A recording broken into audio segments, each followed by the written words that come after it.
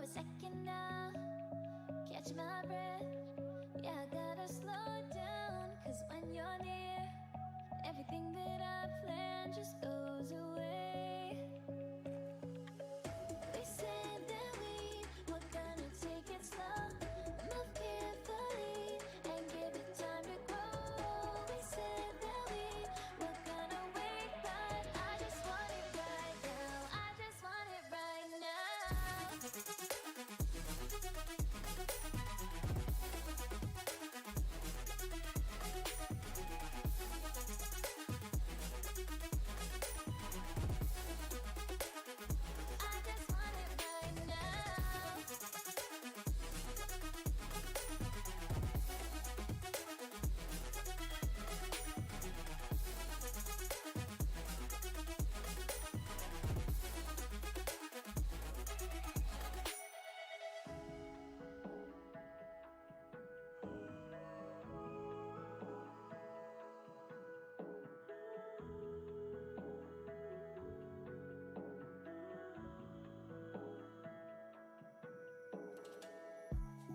Can we talk for a second now?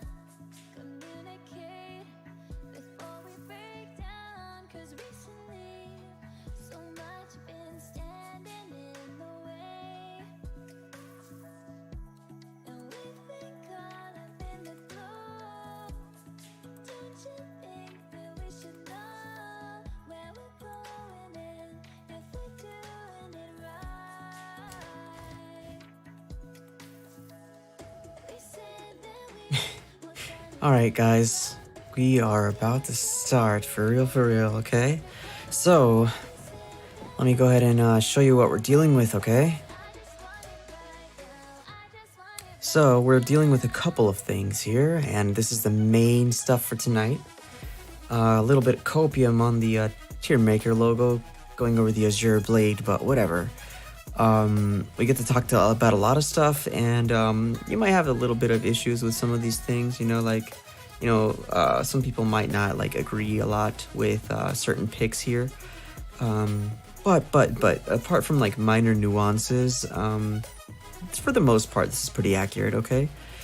But, so, let me know if the audio is too loud. I have a new microphone, and with it came new software. So if the music is whack and it's too loud, you can't hear my voice or anything like that, let me know, because I tested beforehand, it sounded fine to me, but you guys are the viewers, okay? So, anyways, itemization, okay? Itemization is a topic that doesn't get talked about a lot in MLBB because not everybody really cares about it, but this is what will take your gameplay from your average Joe to a little bit more of a sweat, okay? And to do itemization properly, it's all about gold efficiency, or the concept behind it is gold efficiency. And basically, instead of completely building out an item from 0 to 100% and wasting all your gold, you can build component parts of items and have an advantage over your enemy in lane or overall, and you can scale faster or just in general be stronger than them because you have a lot of small items and they have 1 or 2 big items. And that's just how it works with all these item passives, okay? Okay, cool. We're sounding good. Good. So, this is a tier list I made. Of course, I think the biggest contention on this tier list is War Axe users. If you still like War Axe, I think we're gonna have a little about that one because it's probably gonna be the most controversial one. And so War Axe is an item that was really popular when it was released, and then it got nerfed really hard multiple times. It gives you 35 physical attack, it gives you 550 HP and 10% cooldown. That's it, except for the passive, right? So as long as you're not a ranged hero, you're gonna get 10 extra physical attack and 2 physical pen, flat stat. And then you have a total of 8 stacks, so you can get a total of 80 physical attack extra, and I believe 16 physical pen at max stacks, okay? So keeping up these stacks is extremely difficult, and that's why it got, downgraded in popularity, because it used to be 5 seconds, so it got nerfed. and the stacks got nerfed as well, like the actual damage they give. So you'll be dealing with an item that has, at best, about 115 physical attack and 16 physical pen for 2100 gold. And if we compare to the popular replacement for it is Hunter Strike, which is 2010 gold, which is cheaper by 90 gold. Has only 80 physical attack, but it has 15 physical pen without you having to stack it or anything. 10% cooldown, no HP, but you get a movement speed bonus every once in a while, okay? So just letting you know what replaced it, okay? So, you know, people will really fight me over War Axe, and I can't justify it being good over Heptas or Hunters right now as a physical flat pen item, you know what I mean? But anyways, let's get this itemization stuff out of the way. And the tone of the stream is, that's probably about as in-depth as I went for an item right there specifically, but otherwise, when you guys rewatch this VOD, it should be easy to watch, especially if you don't know anything about itemization in general. And like I said before, the simplest way to keep it in mind is that you're building a lot of small items that give you a big advantage over enemies, okay? And if you want the actual stats and stuff, just go in the game, go in your equipment tab, and then look at these components for yourself, okay? But let's go. So I would say that the SSS tier,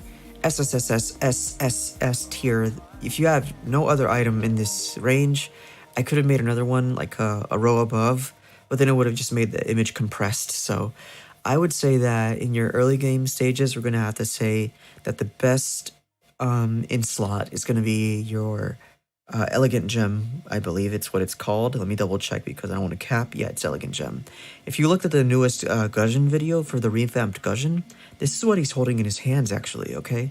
So there's some new lore to it coming, I think, pretty soon. But Elegant Gem, basically, every time you level up, regens a certain amount of your HP and mana. And if you're laning and you're getting bullied in your lane or you're dominating your lane, you can literally make a trade-off. And especially if you're an Inspire user in the gold lane, you can basically buy this, and by the time you get level 4, you can pop Inspire in level 4, and then basically do an Uno reverse in your lane. And it's really, really important that you know how to use this item, because there's only very few people that would not want to build it. So for example, if you already have a regen built into your kit as a hero, you wouldn't need to build this early game. And if you're like more of like a physical character with regen built in, I'm kind of alluding to Thamus right here, you might want to skip out on this and get the item right next to it, which is the Fury Hammer. And the Fury Hammer basically just gives you flat pen, straight up flat pen. The difference is that, well, it also gives you 35 physical attack, but anyways, it gives you 12 pen, okay? For reference, the full item, Hunters or Heptas, they give you 15 full pen, okay? So it's a really, really good early game component because it allows you to keep your damage really high, especially if you use like an Assassin Emblem or such. So just FYI, this item is really strong on physical heroes, okay? Other than that, mana necklaces are really gold efficient. So again, this is where you would do if you have a mana hungry hero with high regen already. So I'm talking more about heroes like Esme and maybe Uranus. So like they don't need the heals from Elegant Gem, but they do need some mana regen. And so for these heroes, you would definitely want to grab a couple of these. And they build into the Azure Blade, which is obscured over here. And the Azure Blade then builds into Thunderbelt and or Endless Battle, okay? So, you know, it's a good item, cheap item. Most people don't need more than 2. And which then is okay. Next item up is Molten Essence. Molten Essence is a really strong defensive item for junglers, more than anything right now, because it does 0.8% max HP. And the reason why its buddy down here is Cursed to Finish is because it only gives you 1.2%. So if you think about it as thirds, this gives you 2/3 of the passive, and this gives you the final 1/3 for all the extra gold that it costs. Yeah, it gives you HP and stuff like that, a little bit of magic res, but it's usually not worth building over other armor items, especially in the late game, okay? And of all the items in ML, I would say that the armor items are probably the easiest ones or the best itemized items in the game. So, yeah. Um, so the only other thing we have here is Mystic Container, which you would probably build into maybe a Necklace of Durance or the Ice Queen Wand. You would rarely build it into the actual Concentrated Energy because that's a niche item for certain heroes only. But Gatot and Guinevere, people who have really high base magic damage can abuse this in the early game. Like I would rush this on Gatot and Gwyn, for example, just to have a lot more heals in the early game. And this heal would be higher than the one from Elegant Gem, and since both Gwyn and Gatot don't need the mana, this is probably a more prio item on them than the Elegant Gem. Moving along though, we have a situational thing going on here. I could probably zoom in a bit for you guys because it's kind of hard to see on stream, I would think. So just deal with me a little bit here as we can zoom in. So for a little bit of make it easier for you guys here. Well, now I can't see the top of these items, which is kind of annoying. But give me a second, I can fix that. It's not hard to do at all. Let me just move this guy down a little bit. There you go.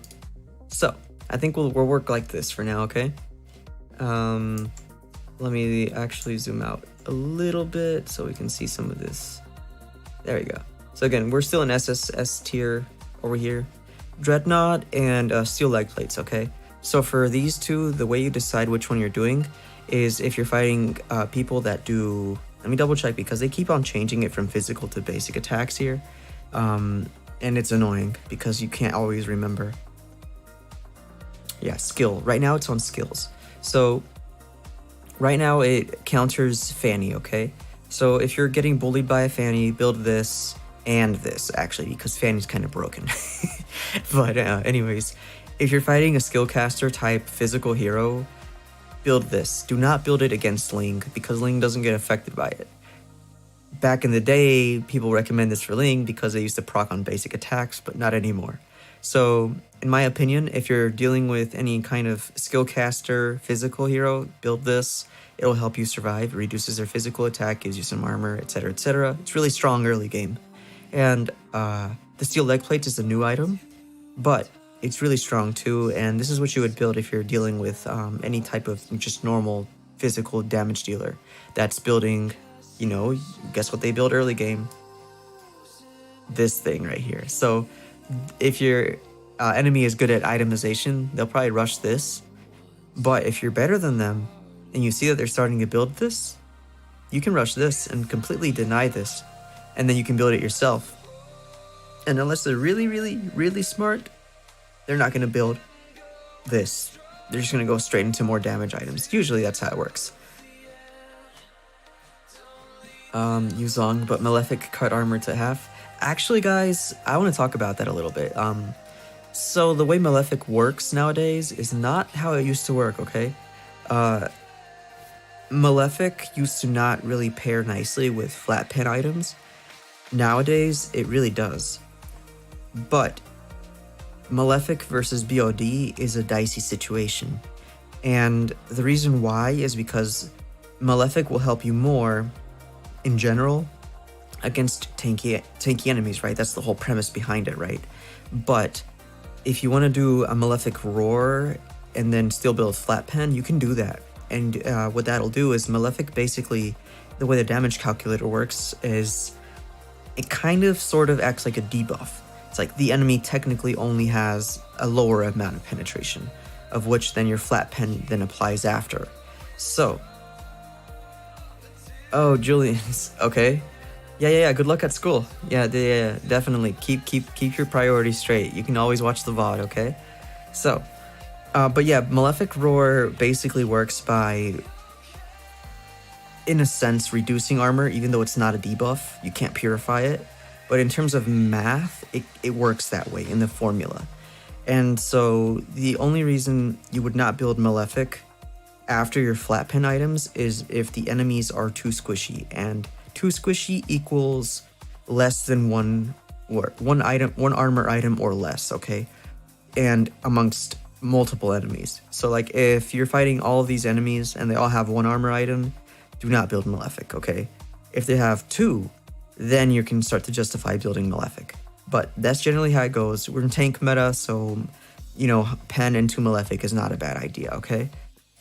But anyways, we'll get more into how this penetration system works, and I'll maybe even pull up the calculator, or maybe I'll save that for another stream, because I'm trying to make this in general for people of all types and classes here, because once you get into the damage calculator and the nitty-gritty details, it's kind of very difficult to follow through. But just know that building flat pen into Malefic Roar is best used against people with 2+ armor items. Other than that, flat pen into BOD will be superior in damage, okay? So, let's move along to the Azure Blade. Azure Blade is easy item. If you're building mana necklaces, you kind of generally want to build the Azure Blade, especially if you're going to go for your typical Thunderbelt and Endless Battle, or I believe it's Calamity or I always get confused between Calamity and Corrosion. But it gives you 5 mana regen and 5% CD. Just FYI, okay? It's really nice, okay? It's really nice. It doesn't give a lot of true damage, but it is a really nice item, okay? Let me scroll back over here, guys. Okay, so this is a component to Dominance Ice, Black Ice Shield, I believe it's called. Let me double check that before I cap, okay? I want to make sure I'm saying the right things. Yeah, Black Ice Shield. I need to have more confidence in myself. So this will give you a little bit of mana, a little bit of defense, and 10% CDR. It's a really good component to build into, especially if you're using like a CDR build for a hero.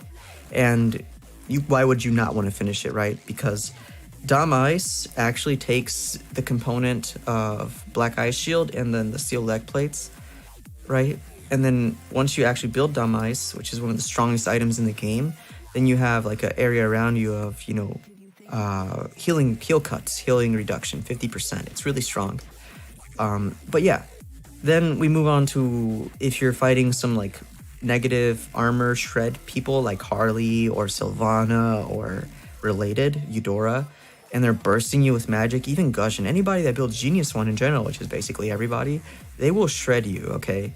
And unfortunately, I double checked, I thought they could fix this, but Silence Robe is more expensive than 2 of these robes, which I believe, before I cap again, sorry, Magic Resist Cloaks, wow. So these cost $220 each, okay? And Silence Robe costs 1,020 gold. So it's really, really bad to build the Silence Robe because it only gives you 30 magic res. 30, okay?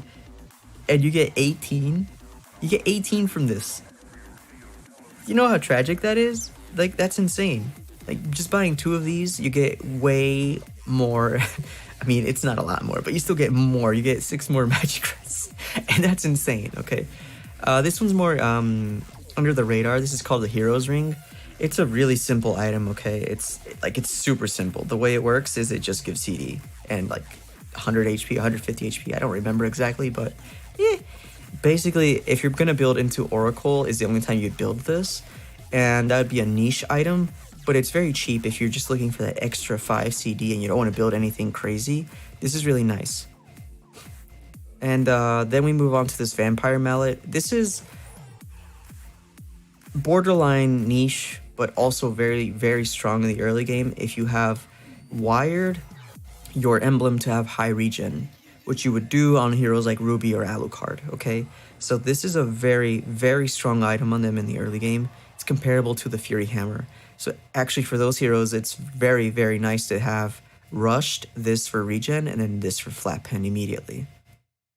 Alright, okay, what effect does Demon Hunter have if the enemy has high armor? High HP armor counter? I still don't get it. Demon Hunter's sword is... Let me zoom out a little bit, guys. Is over here. See, it's a S tier item, and the way it works is the more HP the enemy has, the higher the damage it does. But the damage that it does can be affected by defensive items. Although, once you have Malefic Roar and maybe a Golden Staff, in the case of the signature user, somebody like Claude, you have Demon Hunter, Golden Staff, and Malefic Roar. It kind of negates any kind of armor you build, and you kind of can only kill him by building something like Dominance Ice, okay? So not dominance ice, what am I saying? Blade armor, because he can't out heal the damage reflected. But the way Demon Hunter works is the higher HP enemies that don't build defense, specifically blade armor, they will get shredded really fast. And so this is like meant to kill tanks, basically. That's the whole design behind this sword right here. So yeah, best countered by a combination of blade armor and Dom-Ice to reduce the DPS, and then probably kill them by reflection. Also very well paired with Vengeance. Vengeance, blade armor, Dom-Ice, best counter to Demon Hunter's sword. Alright. Then we go to the SS tier. So in the SS tier we have the Winter Truncheon. This item is like broken. Like as a full item, it deserves #1 spot because that's how strong it is. There's so many things about it that are broken. Over immortality. First of all, it's a magic item, and signature magic heroes use this. Gives magic power, gives your defense stats, and it gives you the suppressed or frozen ult thingy majiggy. You basically, for 2 seconds, you can't move, but your skill cooldowns still go through. In the case of Alice, her ultimate still applies, so you can be like very low HP on Alice, or dive into a lot of burst, proc this item with your ult, obviously proc beforehand, and then you can just proc it, and since you're in the middle of a bunch of enemies, you're gonna be healing, and when this item ends, you're gonna be like somewhere near full HP, and it's crazy, and they'll probably be dead. And the thing about it is, it's universal. You don't have to just build it on mages. Like, because it has defense, and because of the fact that it does what it does, you can literally deny entire sets on you with this item. It's a really crazy item. I know there's an equivalent to it in League called Zanya's, and Zanya's is broken over there, it's broken over here. You know, it's just a really strong item. I used to not use it as much, but over time it's grown on me. The only time I won't build it is if I have like a really, really strong burst hero like Karina, even though it's kind of signature on Karina in a sense at the same time, but it just doesn't fit my playstyle on her. So yeah, you know, take it with a grain of salt, but if you're really clumsy at the same time, or you get caught out a lot, try rushing this item, no matter your role. Obviously, after your first core items, I would say get your boots and 2 core items before you try building this, otherwise you're gonna sell. Yeah. Now moving on to Genius Wand. So, I alluded to it earlier, but negative penetration or negative armor goes up to -60. And there's no way you can achieve -60 armor or -60 magic res on anybody without having somebody like Harley or Sivana or Carmilla on your side, Eudora, Veil, Nana, any of these magic reduction heroes. You need them. Or you need like a full magical team that all buy Genius Wand. And that's the only way you're going to do it. So Genius Wand will do a -21 magic defense reduction, and it also gives you a flat 10 magic pen. Okay, so technically it's a total value of 31 pen stats. Sylvana does pen without pen item, yep, and that's why she's really strong in as a support in general, but the only thing holding her back is that she needs a little bit more buffs, just a little bit more buffs. Maybe some CC immunity during her S2, and she would be meta, instant meta, okay? Because she doesn't only just reduce your magical res, right? She reduces hybrid. So this item would be, anybody on your team with this would be really strong. Sylvana buffs both of them, basically. Moving along to like the physical version of the Winter Truncheon, except that some physical heroes can build both. So it's crazy. You can't really kill them. They have like 4 lives because really sweaty players, if they know they're going to get dived and the main source of damage is like burst physical, they'll get this. If it's burst magic, they'll get the Athena shield, which is, let me scroll, right here. They'll get this. And once this is over, they'll pop or sell it and then pop the Winter Truncheon, sell the Winter Truncheon, buy Immortality, and then by then, it's been like 5-7 seconds and their team has reacted and you have to back off. So it's a really cancerous strategy, actually. But, you know, really sweaty players can do some weird combinations of quick selling, quick buying items to survive. But yeah, anyways, back to Wind of Nature. Wind of Nature is really strong because it denies all physical damage for a couple of seconds. I believe it's 2 seconds for ranged heroes and only 1 second for non-ranged heroes. And that's basically all it does. It gives you a little bit of attack speed, a little bit of physical attack, and a little bit of physical lifesteal, but that's it. I have seen that, and then some people will panic, press buttons, and proc their Wind of Nature when you do magic damage. It's happened a lot of times to me when I spam Kimmy. Like, I'm over here fighting a marksman in their lane, and I have Kimmy or Nathan, which are magic damage dealers, and then they proc their Wind of Nature, like it's gonna help them. No, it doesn't block basic attacks, guys. It blocks all physical damage. Okay, so just keep that in mind. Don't panic press it. All right, moving along, we'll have Ice Cream Wand. This is a really strong item because of the utility it brings. Slowdowns are broken in this game, even in the sprint meta. Slowdowns will force people to use sprint. That's how cancer this item is, okay? And mostly mages equip it, which have AoE skills, which already have built-in slowdowns. This is a signature item on Eve because you can't really walk. Once Eve buys this item, you can't even walk, really. But yeah, we already talked about Dom Ice earlier. Most OP tank item in the game. Heal cuts, defense, CDR, etc., etc. And tanks have some of the strongest ults in the game, some of the strongest crowd control ultimates in the game. So having CDR, defense, mana, and heal cuts, yeah, definitely core item on tanks for sure, for sure. Oh no! You haven't missed the majority of the discussion. We're just like getting started. This is why I started a little bit earlier than the schedule, because I figured it was going to take quite a bit to get through all these. I think it's worth it because if you're watching this, I'm not going super detailed into this, like why.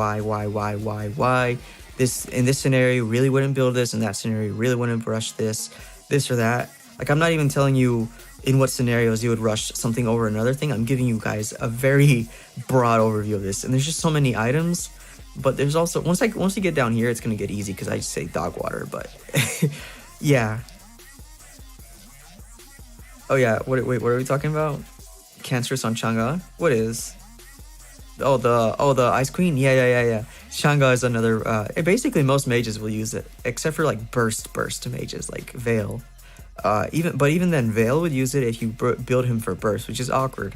If you build Veil for knockup and then burst ult, you don't build it. But if you build Veil for, stop on hit and then, drag, you will build it. It's weird. But yeah. Moving along to Radiant. Radiant was a new item. It's not that new anymore, but it was introduced to counter multi-hit heroes like Chang'e and Harley and Ammon. I would think those are your primary targets there. And basically, Radiant Armor denies that. And when it came out, it was a response to Glowing Wand as well. However, they're buffing Glowing Wand. It's still not at the point where, it can cancel out Radiant Armor, but it's pretty strong right now. If the enemy does not build Radiant Armor and you have Glowing Wand, it's on par with like DHS basically. But DHS doesn't have a counter like Radiant Armor does. So you remember, DHS you need like this and Vengeance to counter fully. And Radiant for Glowing Wand, all you need is a Radiant Armor user and you're fine. So moving along. Blade Armor, we talked about it a little bit. Blade Armor got reworked so many times, it's not funny, but in the current state it's at, it gives you no HP stats, but it gives you 90 physical defense and 20% crit damage reduction, which is really, really strong because the only other item in the game that increases crit value is this guy right here, Berserker's Fury, and that one gives you a 40 crit bonus. But by default, people have built-in crit values of 200%, so any crit will do double damage, except for Link, who has, like, I believe, 160. So, yeah, except for Link, everybody has 200% crit damage. And that's really important because heroes that build attack speed early game with Inspire, like Moskov or Wan, what they'll do is they'll rush Windtalker and Scarlet Phantom, and then rely on their, small crits to do a lot of damage. And so Blade Armor will kill them because they don't have enough sustain early in the game because of that. They're just rushing attack speed and crits, and Blade Armor will literally delete them. Just alone, that's just how strong it is because it reduces their crits, but the damage reflected is not the reduced damage. It's the initial intended full damage that you were supposed to receive. that's what's reflected back. And the Wan Wan or the Moskov, they don't have armor, so they're not going to have any kind of way to reduce their own damage back at them. The way they get around it, if you're a Wan Wan or a Moskov user, is you usually build the Haas Claws, which is down here in niche AF, and that's one of the scenarios you would build it in. If somebody built blade armor and you're dying, get yourself a Haas Claws and you'll maybe out heal it with Inspire. You need Inspire. You still need Inspire and Haas Claws to out heal a blade armor, okay? It's really strong item.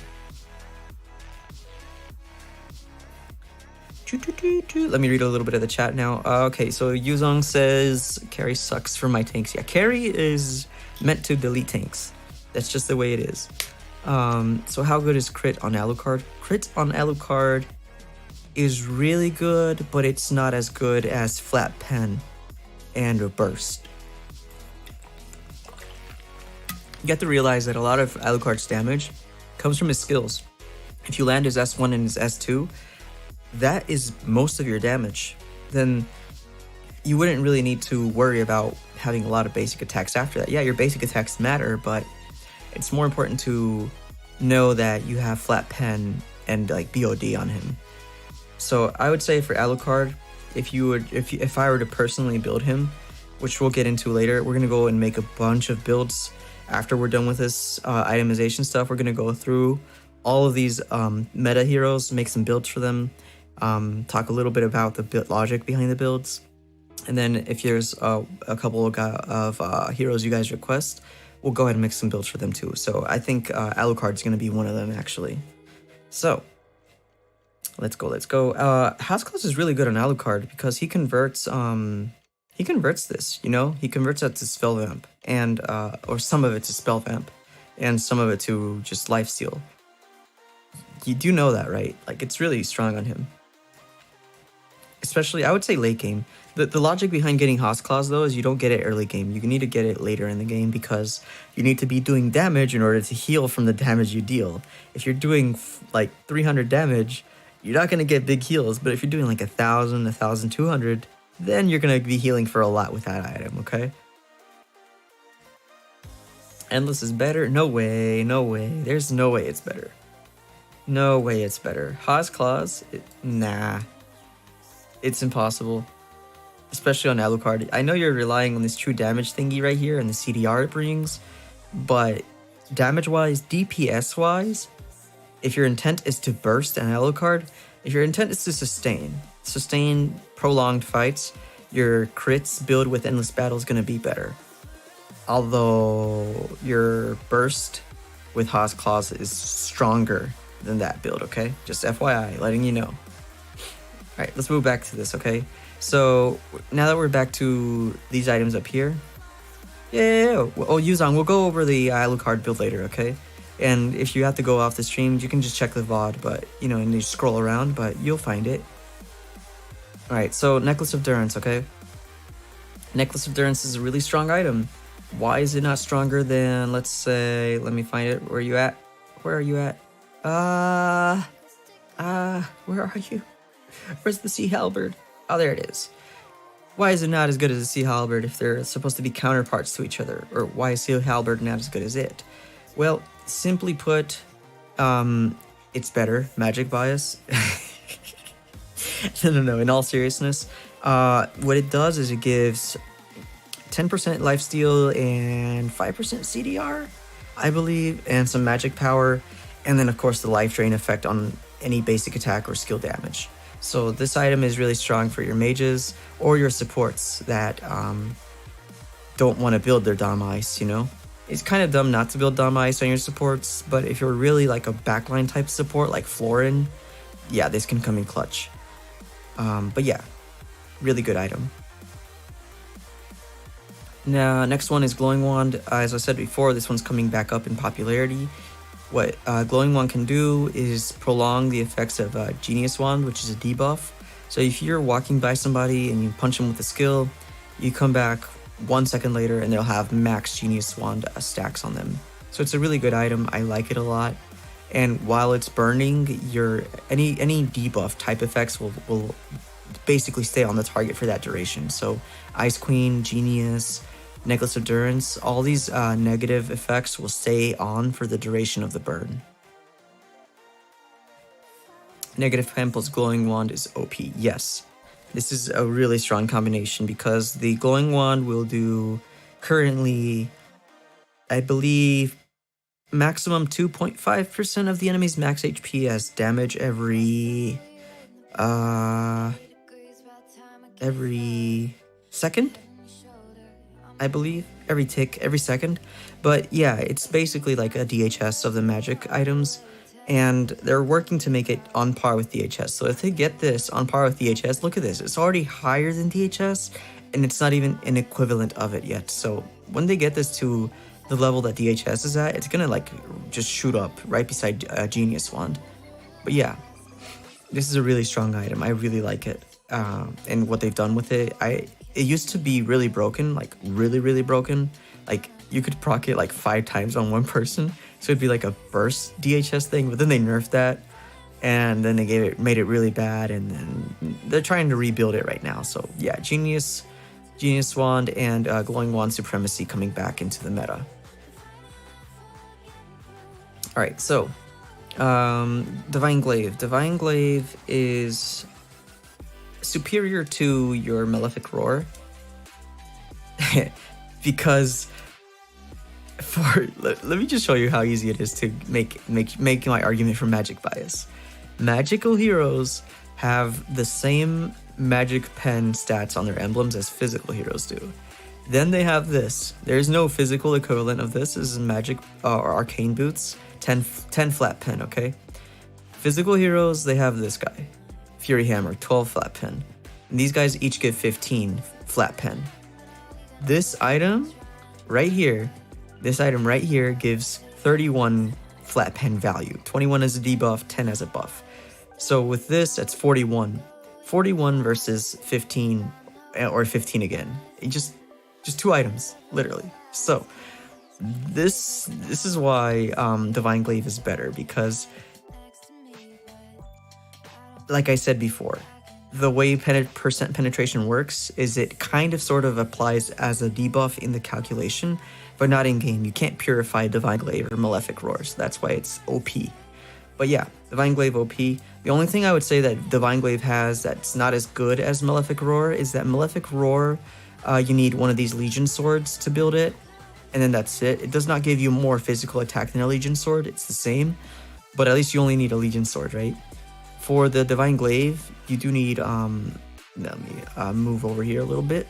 You need this guy right here, but this guy does not give 60 magical power, okay? It gives like 35 or 45, I can't remember. I can check real quick.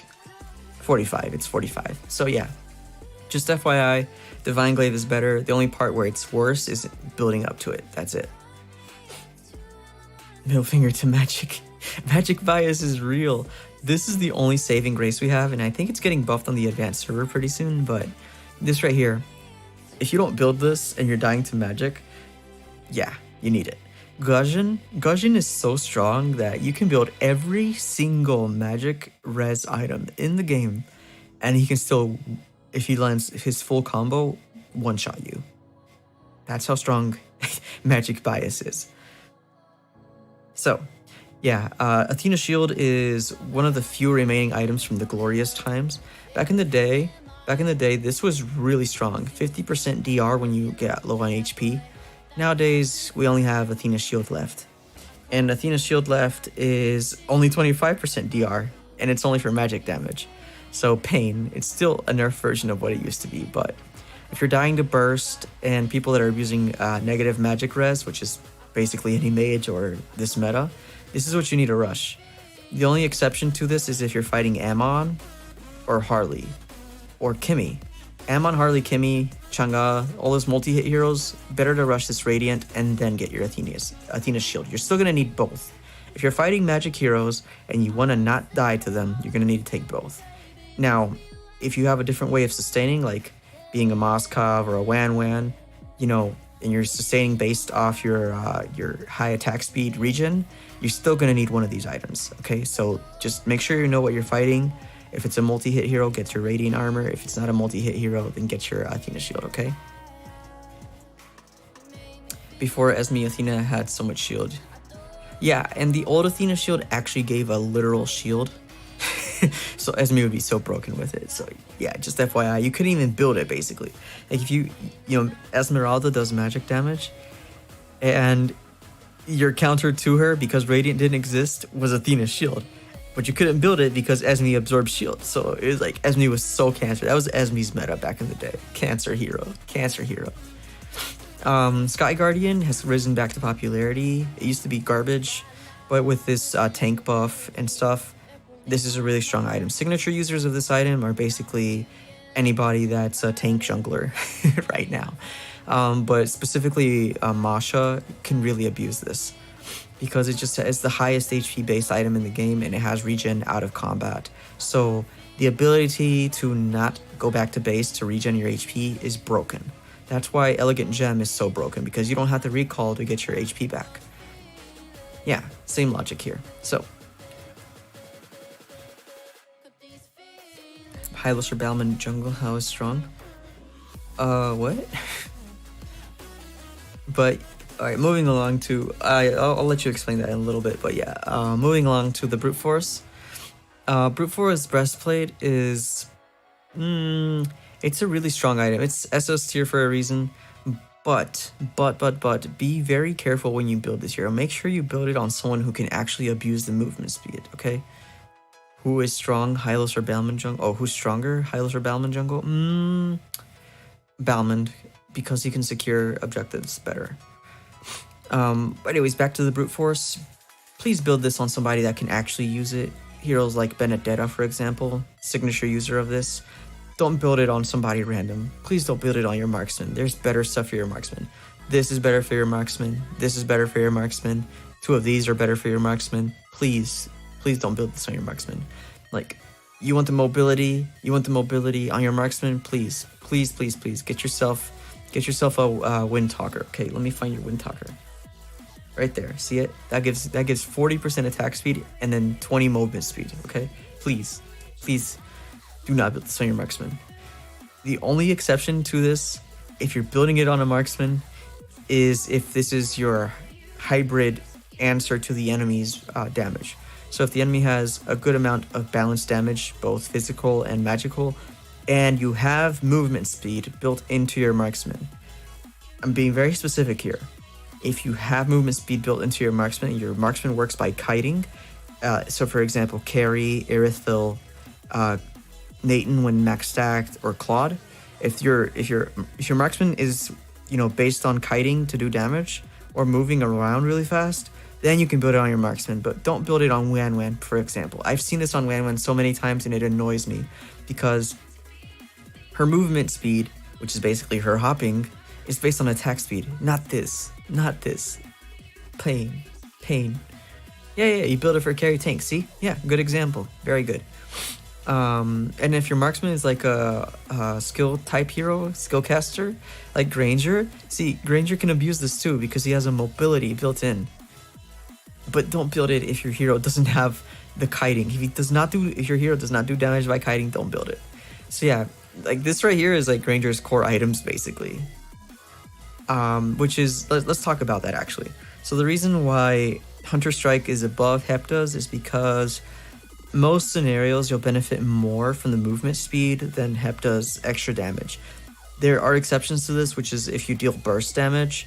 For example, if you're a Fanny user or a Dairoth user, Hepta's Rush is better because you kind of just go in and you can't really benefit from the movement speed bonus. For example, Fanny. You kind of just cable around. By the way, welcome to the stream, Sir Chasm. Would it benefit Kimmy?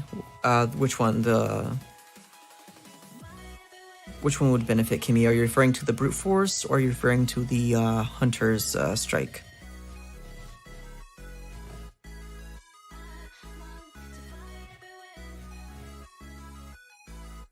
You waste Granger ult so much, Lamau. I would say that Brute Force does not benefit Kimmy anymore because she does work by kiting, but she can use sprint, right?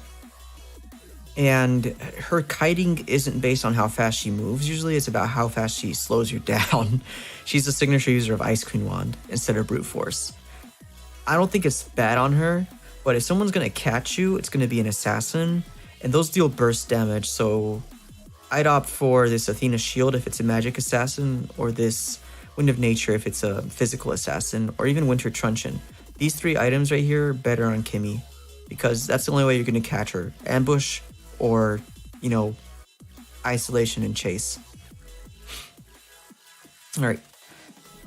Kimmy pick, Ice Saber, don't even suggest me anything. Oh. Yeah, I mean if you're a Kimmy user and there's a Saber on the enemy team, yeah, get yourself a Wind of Nature. Because if you have Wind of Nature and Saber ults you, he's basically self-crowd controlled. Because Saber's stuck in the same position you are. Then after that, he has nothing. That was his damage. That's all his damage. All you have to do is use S2, and then just slow him down with Ice Queen Wand, and he's dead. He can't even move. Alright. Don't give ideas. Sorry, dude, I'm a Kimmy main. Alright, let's move a little bit along here. I could actually keep these in frame. SS in frame. Yeah. So yeah, I explained why you would take one over the other, but they're kind of on par. It just depends on if you need the mobility or if you need the burst, extra damage. Otherwise, they're pretty much on par. They both give the same physical flat pen. Like I said, Fanny kind of thing, Dairoth kind of thing, Yin kind of thing, Granger kind of thing. Alright, sorry about that. And let's move along to the I call this the magic gem, but it's called the Holy Crystal. It's because, I don't know, I just have old memories of it being called the magic gem. Yeah, Holy Crystal. This is one of the most broken magic items in the game. Like, you know how expensive it is? It only costs 2180 gold. It's supposed to, you see this? This is 150 magic power right here. This is a 3000 gold item. Just like BOD, okay? These are their counterparts. BOD and the Blood Wings are counterparts to each other. But Holy Crystal gives more magic power when you buy it, of course, than Blood Wings. It's insane. Holy Crystal is so broken. Because why? Okay, I'm gonna read the passive just for those of the people that watch the VOD later. It gives 100 magic power, 50 less, only 50 less than the Blood Wings. But where it makes up for it is in the passive. Gains unique passive mystery gains 21 to 35% extra magic power, scales with level. So when you're level 15, this will give you, no matter what, let's say you have 500 magic power, it's going to give you a flat 35% more magic power.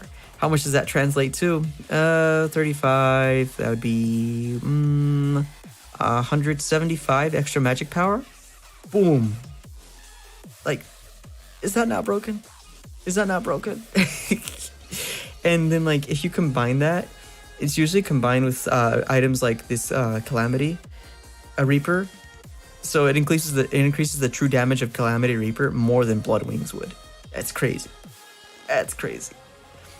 If they could stack this would be so broken. But yeah, it's a really strong item for burst, for mages in general. Like, if you have 3 to 4 high base damage, you know, just magic items, and you get this, oh yeah. Oh yeah. The only thing that rivals it in magic power, by the way, besides of course the Blood Wings, is this Clock of Destiny. But we'll get more into how to actually itemize and properly use Clock of Destiny. This is a big one. When you get to it, it's going to be pretty big, okay? Your third damage item is Holy Crystal, OP on Kaja. Yeah, it's really strong on Kaja. Like, for Kaja, I would say Genius first, Calamity next for the CDR and stuff, and then Holy Crystal. And then just those 3 alone, you're going to be deleting almost everything. If they don't have Athenas, they're going to die.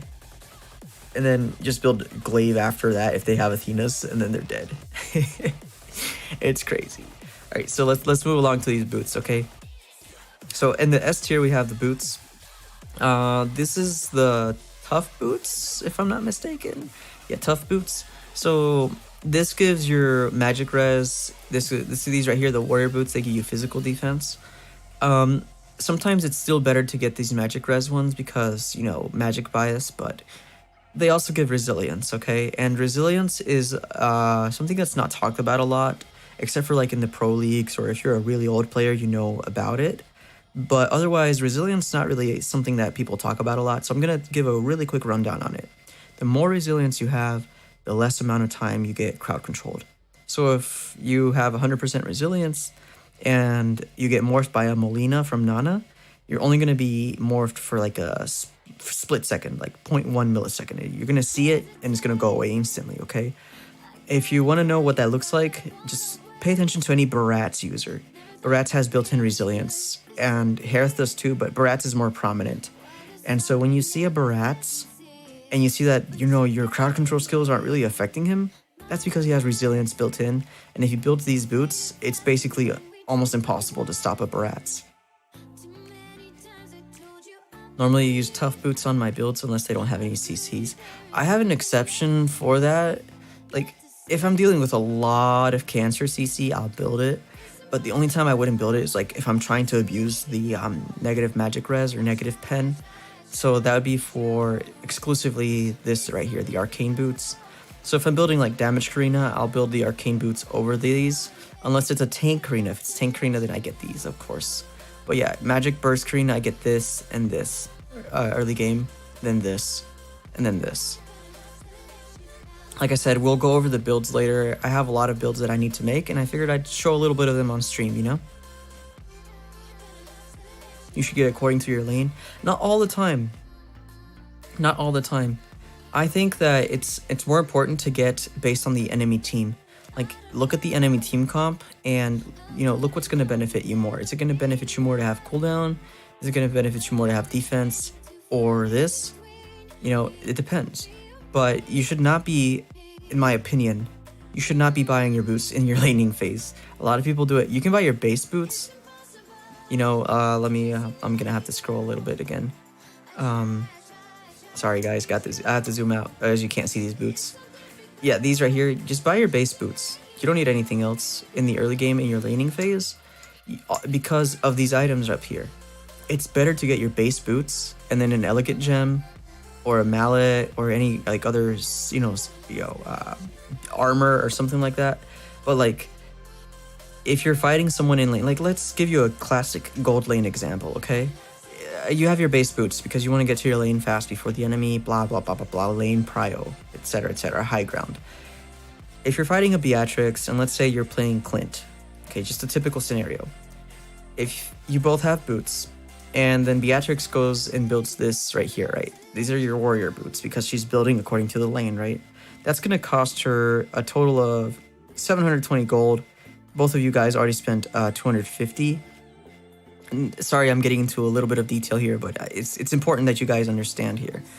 And with my bad calculator skills, which I need to open up because, again, bad calculator skills. Stream brain, smooth brain. 470 gold is what it costs to buy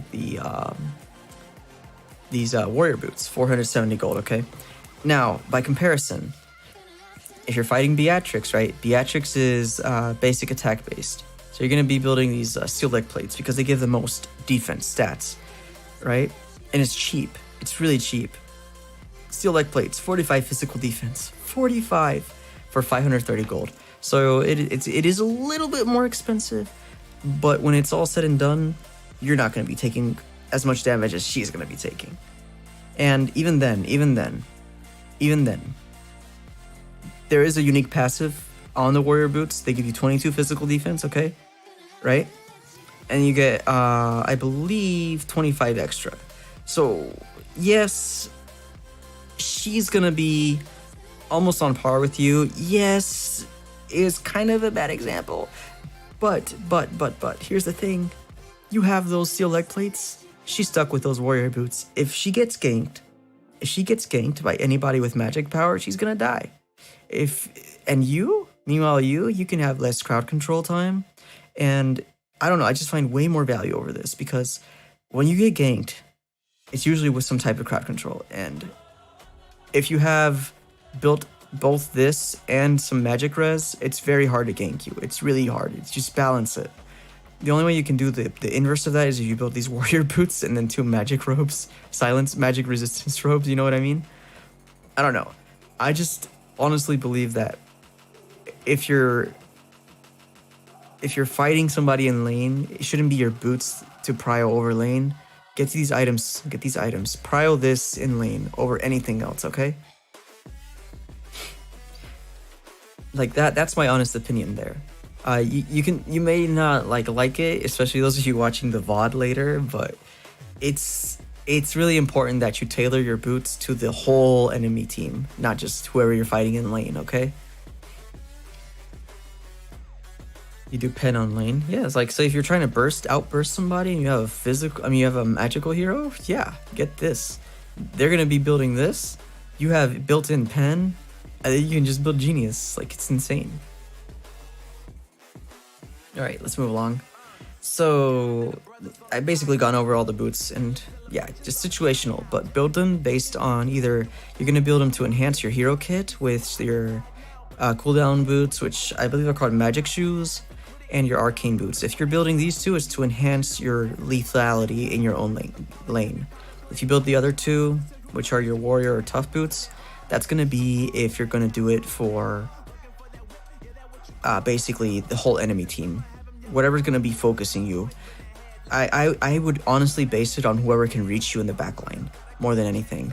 And if you're a fighter on XP lane, I would base it on whoever you're gonna be diving. So if you're a fighter like a Thamus and you're laning against an Esme, right? Get 2 magic resistance robes after your base boots, and then because you know you're not going to be fighting Esme all the time, you're going to be focusing the marksman, right? If the marksman is a physical marksman, then you're going to be better off getting those warrior boots for that marksman, because that's who you're going to be fighting. And then Esme is just going to sit on top of you and do nothing. So, you know what I mean? You have to look at it on a bigger scale than just your lane. Every single decision you make, every single piece of gold you waste is going to hurt you. And it would suck to go into a Beatrix as Thamus without warrior boots in the early game, because then you have to wait till you get blade armor or Dom Ice, you know. So think about it that way. Don't just try to win your lane, try to win the game. All right, let me read along now. What about rapid boots? Okay, so rapid boots, I was reminded that these are niche. There they are. Both of these are niche. Like Lunox definitely needs this. Lunox, Lilia, niche. It doesn't make them bad, but these are prio on them. Atlas and Franco, niche. Definitely, they need it. They need it. It's their staple items. Boots, or staple boots in a sense. And but otherwise, for other heroes, unless you're really trying to do a lot of like lane rotations and you have really good wave clear, it's usually not a good idea to get these over the other ones, okay? Why is Reaper weaker on Gushin now? No one's doing it. Calamity Reaper? Let me look at my Gushin build real quick. Since I do play him quite often nowadays, even if it's classic. Yep, I do not have it. I guess the reason why is because you need to do a basic to proc it, and you're only going to do that once you dive in. So it's only going to proc once. I would say that's the logic behind it. On Atlas, interesting. Yeah, on Atlas, rapid boots with conceal. Well, yeah, it helps get a lot of sets. All right, let's go back up, guys. Let's go back up. Let's go back up. We're still in the S tier. We got a little bit to go. Like I said, it'll speed up once you get lower in the tier list. So, Calamity Reaper. This is a really strong item. It's S tier for a reason. It's true damage. Staple user, Karina, any other type of like melee type hero, Harith, for example. Yeah, very, very, very strong item. I would say that if you're using it, if you're building it, it's because you have a means to have some type of sustain or burst in the melee, and you can proc it at least 2 or more times within the short time span. Okay. Shadow Twin Blade should proc on skill. Yeah, Shadow Twin Blades is kind of garbage, not gonna lie. I would never build it. Let me scroll off a little bit so you can see what I'm saying. Scroll. No, why can't I see it? It's so small. Okay.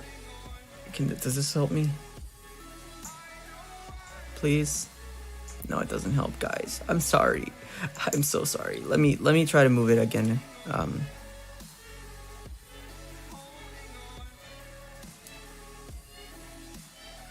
Oh, I'm moving something else apparently. Nice. Very nice. Can we move this, please? There we go. There we go. Sorry, guys. Can I zoom in now over here? Yes, I can.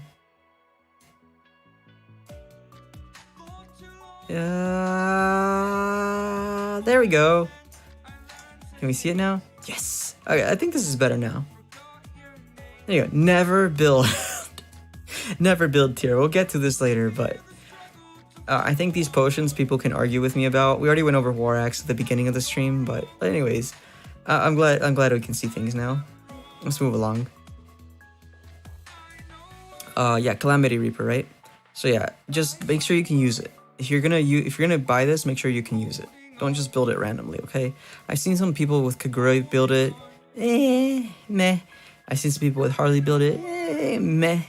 It's because they have a big range. You can kind of get away with it, but like, meh.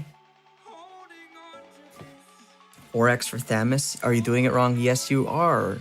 Corrosion Scythe is currently meta on Thamus, right here. Like, for Thamus, if you're going to do anything, rush Corrosion Scythe, and then get yourself a good old Fury Hammer, okay? That's all you need for him in the early game, if you're trying to do damage.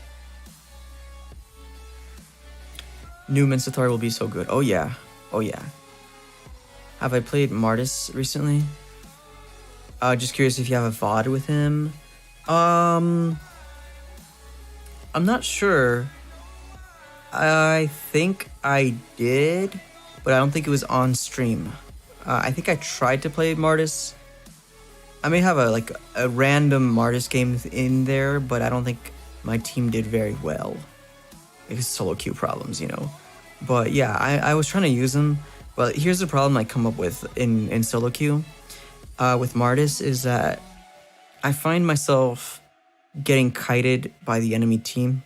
And so I find that usually for SoloQ, provided like you know in the lobby you can tell if your allies are going to be really bad. If I know my allies are really going to be really good and Martis fits the team, I'm going to pick Martis. But 95% of the other cases, which is, you know, SoloQ, Paquito is better because he just has the mobility, the CC, the burst, everything like that. Like, you know, you can still do everything that Martis can do in a sense. But yeah. Sorry, I was drinking some water. Martis is either finisher or diver, choose wisely. Yeah, I prefer a damage Martis. Personally. Yeah, same issue with Alpha, exactly. Alright, okay, Immortality. So Immortality is really strong. It's basically like get out of jail ticket. And you build it on, I would say you build this very late game to prevent, you know, getting caught out. Or, you know, not, even just somebody seeing it on you, they will not try as hard to kill you. Because then they know, you know, you have a chance to escape. But Immo is really good for snowballing. If you're already snowballing and you get this, it's just like a safety measure. It's a really strong item. It does what it says it does. It revives you. Don't talk bad about my alpha rocks. I honestly think I can make alpha meta, but as a tank, as a roamer, because the slowdown is cancer. But yeah, I'd have to experiment more with that. Let me get rid of this calculator because it's kind of annoying right now. All right. Yeah, DHS. Okay, we talked about DHS earlier, so I'm not going to explain it again, other than the fact that you build this if you have high attack speed, and if high attack speed, and if you can build into Golden Staff. Usually, it's usually paired with Golden Staff. Not all the times. It's not exclusive, but usually, and yeah. I mean, some assassins build it because of the tank meta, like Ling or Yusunshin. I know that it was popular on them for a little bit, even Roger. But like, you know, like you gotta be realistic here. If you're not gonna be dishing out, you know, a lot of quick attacks, like Ling can do it because you can do like, you know, 4 quick attacks, you know, boom, boom, boom, boom, boom. But like, if you're not gonna be doing those quick attacks, no, just stop. Get some help. Alpha roam's pretty cap. I don't know, it sounds good on paper. You know what I mean? It sounds good on paper. Alright, Wind Talker. Wind Talker is a really strong item. And the reason why is because it's so cheap. Wind Talker costs 1820. Like, that's insanely cheap. I think it's one of the cheapest ones. Haas I think might be the only thing on par. Yeah, 1810 gold for Haas 1820 for Wind Talker. Wind Talker does insane amounts of damage. Okay. Alright, let me rephrase that. Okay. People sleep on the amount of damage that Wind Talker does because it doesn't have any physical attack stats, but it has a passive, that Typhoon passive that does magic damage. Yeah. You don't want to know how to increase it? Let me read it real quick. TLDR, the next, let's see. Your cooldown on it, the higher attack speed you have, the more often it'll proc. And then the more, let me double check before I cap.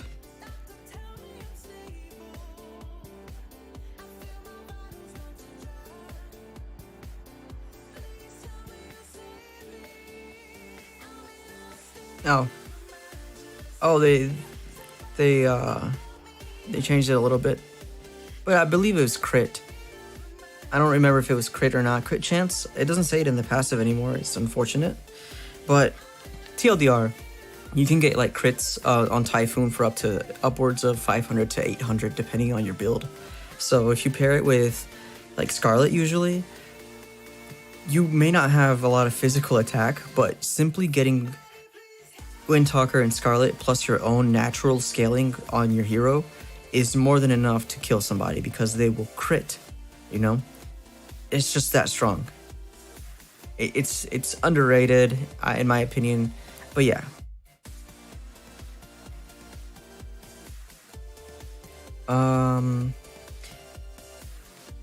You do Yuzong, he needs scaling, that's why I dumped him now. Wind Talker's cheapest item. No, apparently House Claws is 10 gold cheaper. Wind Talker on Sylvana also works, yes, because of the attack speed in it, so it makes her S2 last longer.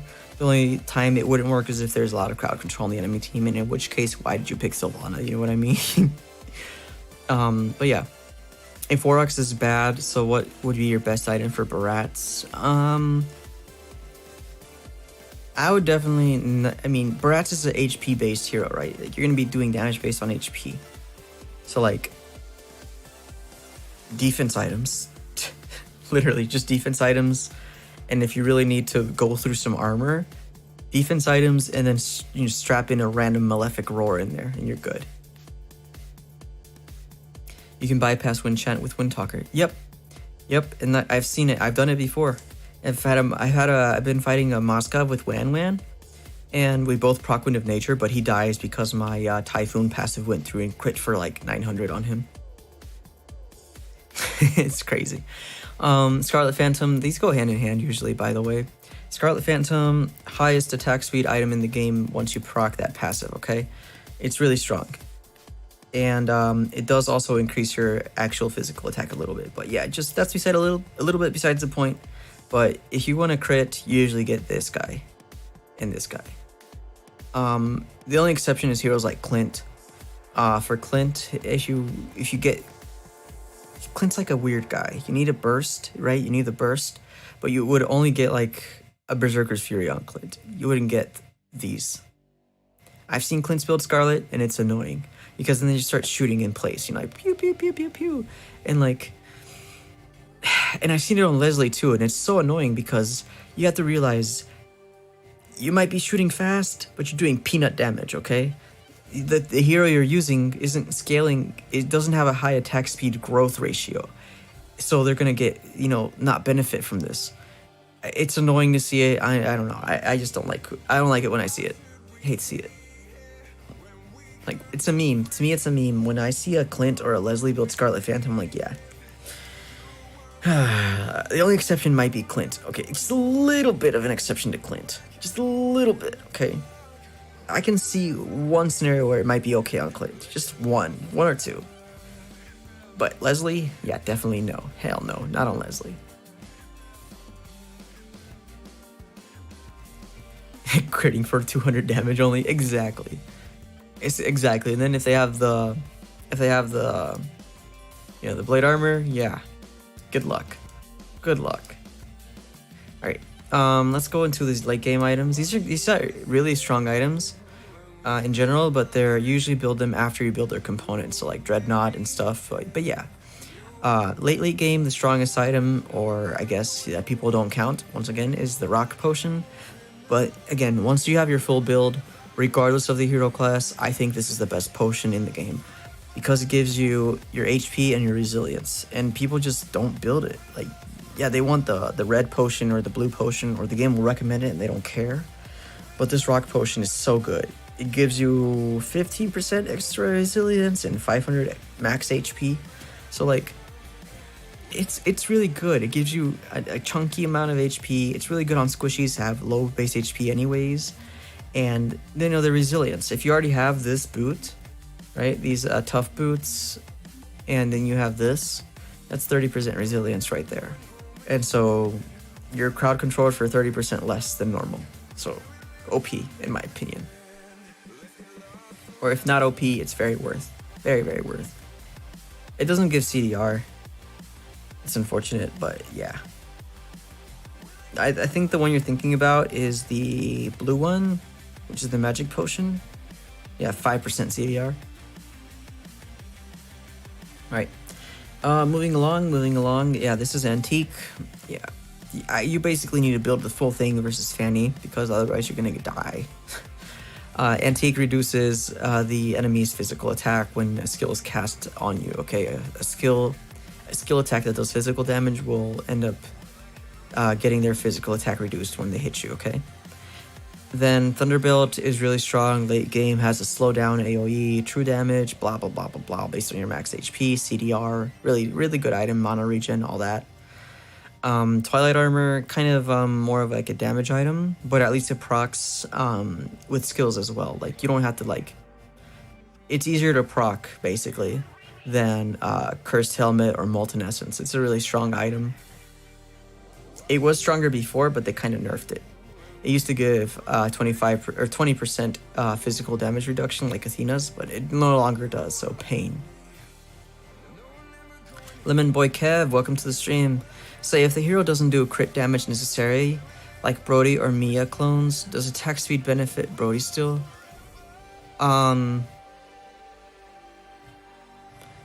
Mia does crit damage. I believe Mia's standard thing is Scarlet, Berserker, is Windtalker. But in Brody's case, I would argue that it doesn't really benefit him, the attack speed, because of the way his S1 works. If you kind of hit a group of enemies, they all get a lot of marks on them. Like, if you're trying to build fast stacks on Brody, it's been seen before. It's not like it's insane. Nobody's ever seen it, but it's not as good as your typical burst Brody, in my opinion. But Mia, for sure, Mia does do crits. I don't think I've ever seen a Mia that doesn't do crits. Like, skip DHS on Mia, get crits and Malefic and BOD. That's basically it. And you'll do a lot more damage on Mia, trust me. Alright. Let me go on to Clock of Destiny. So Clock of Destiny, oh boy. This, like I said, this is gonna be a big one because a lot of people argue with me on this one, okay? I honestly believe that I'm not trying to sell this personally until I'm like at least level 10, more comfortably level 12. And then I'll build it into a clock if I need it. A lot of people will tell you to rush the clock so you can get the stacks faster and all that. Like, most matches will last about 15 minutes, okay? So by the time you need your stacks on Clock of Destiny, with very few exceptions, like Alice, okay, she needs it, so you need to rush it on her. Like, if you do not need, the only reason you would rush this item is if you do not need this heal and this regen, okay? Otherwise, please do not get this until you're like level 10 or 12, please. It'll save you a lot of trouble, because once you get this, you're not going to heal every level up, okay? I swear I heard somewhere she's like Claude, her second basic attacks or something that doesn't do crit damage. It has something to do with the passives. No, like, yeah, okay, so what they're saying is her shadow clone, and that's not the point. Like, if they're trying to make, what they're trying to do is they're trying to make sure that the shadow clone does a lot of damage too, but DPS wise, when you run the numbers, crits Mia will outdamage a DHS Mia any day. Like a DHS Claude based, like DHS Golden Staff type Mia, any day of the week will get outdamaged by crits. It's just the way crits work. Even if the enemy's really tanky, because that's how Malefic works. It's just the way it is. And even better yet, you can get countered on Mia if you build the DHS route, because all you have to do is build Blade Armor and Vengeance, and you're gonna die. You're gonna kill yourself. If you go for the crits route, like, you can get a Haas Claws and Malefic Roar, and you're not gonna die from the reflected damage, okay? Usually finish Clock of Destiny at around level 10, or when you have your third core item. Yeah, after that, at 10, any level 10 plus, I'm okay with. Personally, I prefer level 12. But if I'm rushing, like, I know I'm gonna need it pretty soon, yeah, I'm comfortable with selling it around level 10. Actually, speaking of Alice, she's getting a mini rework. Oh yeah, I saw that. If that actually lands, she's gonna be so broken. Like, you're telling me you're trying to release a rework on Alice's ult where she's gonna have a built-in enchanted talisman, which then you can just buy another enchanted talisman for a longer ult duration, and then you're gonna give her mana based max HP damage on top of that. Like, that's insane. You're mixing Sicilian and Lunox into Alice. You know, that's crazy. Like, that's gonna make her meta, either as a jungler or as a roamer. Like, I'm excited for that. I hope that goes through. I really like Alice's kit in general, and like, it's just fun to see her on the battlefield. But she is gonna be cancer. Like, I don't know. I'm just hyped for Alice. Anytime there's like a non-meta hero, I'm like really hype about them usually. You main Alice, Ruby, and Esme. You wish Esme was more valuable in the magic category. She's really not. What? Esme's pretty meta. What do you mean? I guess if you're having... Alright, so how about this? How about you take some of this info right here, right? If you're having issues with Esme... Okay, except for Dairoth, because like Dairoth is a special case. But in general, if you're having problems with Esme, just try to build these things to counter whoever you're laning against, and you'll be fine. Okay? Alright, let's go back down here.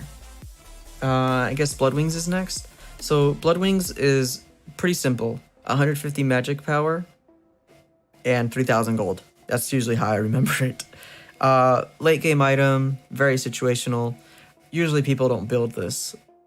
Very, very few exceptions if you're doing like a full burst Karina, okay? Oh, I misunderstand. She's not viable building mage anymore. Like when she... Oh, yeah, for sure. Yep. That's because Radiant Armor kind of does counter her magic build in a sense, because it's like too little attacks, you know. But, yeah, I don't know. I don't think I would buff Esme personally. Her existence alone is pain to shield heroes, which, like, 60% of the fighters are like shield heroes, or like in general, shields are very popular in heroes, on hero kits. And Esme's just like, yes, I'm here. Or like even a Diggy pick, and Esme's like, yes, please pick Diggy. So I don't know. I don't know. You know, some people hate Fanny, some people hate Esme. I just don't. I think I like her design though. Like, but like if you're like building like a physical hero and you're trying to build this like rose gold meteor, you can't even build it because there's an Esme. You know what I mean? Or Aegis. She literally counters so much thing in the game. I don't know. I feel like she's like pain. I feel like she's pain, borderline pain, but she's still situational. So if what you mean is that you would prefer her to go like being viable every game, not just situational, then yeah, I understand what you mean. I can dig that. You could build rose gold if they change the passive. No, but it's still shield. It's still shield. It only procs lower now. Or it actually procs instead of dying, and then it procs on your dead body. It's happened to me before. But yeah, Bloodwings, situational, but like late game situational. Not really enough to justify a situational class or niche class, because it's not niche. You kind of just build it if you want more burst late game. Esme can even build DHS. Yep, Cancer. I used to build, when I was trolling with Esme, I used to build Feather of Heaven and DHS. Melt anything. Feather of Heaven, DHS, and then full tank items. I was like, just melting things here left and right because they'd build one or the other defense, not both. It's hilarious to watch. Right. Rose Gold Meteor, yeah, late game item for usually like a marksman or a squishy physical damage dealer that wants to get more damage but also doesn't want to die to burst magic damage. Yeah, definitely a good item. Blade of Despair, stronger than magic or Blood Wings in my opinion, but in a sense, to get the effective BOD, you need both Holy Crystal and Blood Wings, but vice versa, or like in retrospect, you don't need to build Blood Wings, you can just get the Holy Crystal, and there's no Holy Crystal equivalent of the Blade of Despair, you know what I mean? But yeah, Blade of Despair has that extra 25% extra physical attack when the enemy is low. It's super strong, it gives you 160 physical attack, so it's really strong. And when you're doing damage, if you have the damage calculator, which is linked in my Discord, by the way, if you guys are interested in the damage calculator. Basically, when you run it, if you run it a couple times, you can see there's scenarios where if the enemy has only one armor item and you have your flat pen built up, if you have one of these and a Fury Hammer and Malefic, or Fury Hammer and BOD, sometimes if the enemy only has one one armor item, your Fury Hammer and their BOD will outdamage your Malefic Roar because it just has so much more stats. It has 100 more attack and then another 25% on top of that. What's up, Peach? Glowing Wand on top of a tier? What? Oh yeah, it's an SS tier. It's getting there. It's getting there. It's almost borderline SSS tier. Utility wise, you have to think of these items not just as like a standalone item, but what they do in general. So Glowing Wand, percent max HP, can stack negative effects like your Genius Wand, right? Your Ice Queen Wand and your Necklace of Durance. Lemon Boy, wait, they cancel the change to Rose Gold Meteor. Oh yeah, no, it's definitely Meteor. It is not one of the worst items. It really isn't. BOD, not cost efficient. No, it is not gold efficient to get a BOD. You really need to justify. You basically need to get flat pen before you get BOD or Malefic. Yes, they feed Radiant Armor. Okay, again, Glowing Wand, okay, you're thinking about it as just a damage item. As a damage item, if they build Radiant Armor, Glowing Wand is kind of, trash, right? But as a utility item, it's a really good item. It keeps on status effects on the enemies, and that's very valuable. Very, very valuable. Especially as a support or a mage support. You can't underrate the fact that it does that. Right. Right, yeah, A tier, Berserker's Fury, strongest one in A tier, I would say, because crits, 40% crit damage, it's self-explanatory. Bloodlust Axe is higher than your boy, Concentrated Energy. Oh, where you at? Yeah, right here. Because Bloodlust Axe, it works on all skill damage, so it doesn't matter if the skill damage is magical, if it's physical, if it's true damage, Bloodlust Axe will work, okay? And then your Legion Sword, pretty strong. 60 physical attack, same attack as Malefic Roar. It's just hilarious. I think that Malefic Roar should have a little bit more attack personally. But that's the only reason why it's up here in A tier, because it has more physical attack than its counterpart down here. This has only 45, this guy has 60, and they both build into their respective items. Bloodlust Axe on Sylvana, trust. It wouldn't be bad, actually. you would heal a lot, but you don't really need it on Sylvana because she has built-in sustain. And by the way, Peach, you can counter Radiant Armor with Glowing Wand and Genius Wand and a hero that has built-in negative armor shred. So like, Radiant Armor will not stop a Harley with Glowing Wand, it won't stop a Sylvana with Glowing Wand, it won't stop anything with armor shred. Magic Res Shred and Genius Wand, Radiant Armor will not stop Glowing Wand. Just FYI. Okay? Alright, the next one. Ooh, I forget the name of this one. Let me look real quick, guys. Sorry. This is one I'm not very familiar. Rogue Meteor. Yeah, sorry, that one's not sticking in my head. Magic Blade is. Almost every other item is in my head, but yeah, Rogue Meteor always escapes me. It's pretty good. 15% attack speed, 10% crit chance, self-explanatory, builds well into Scarlet. It's a good item. I love building Thunderbelt on Ruby because she doesn't get much HP. Thunderbelt. Oh, for the CDR and stuff? I see.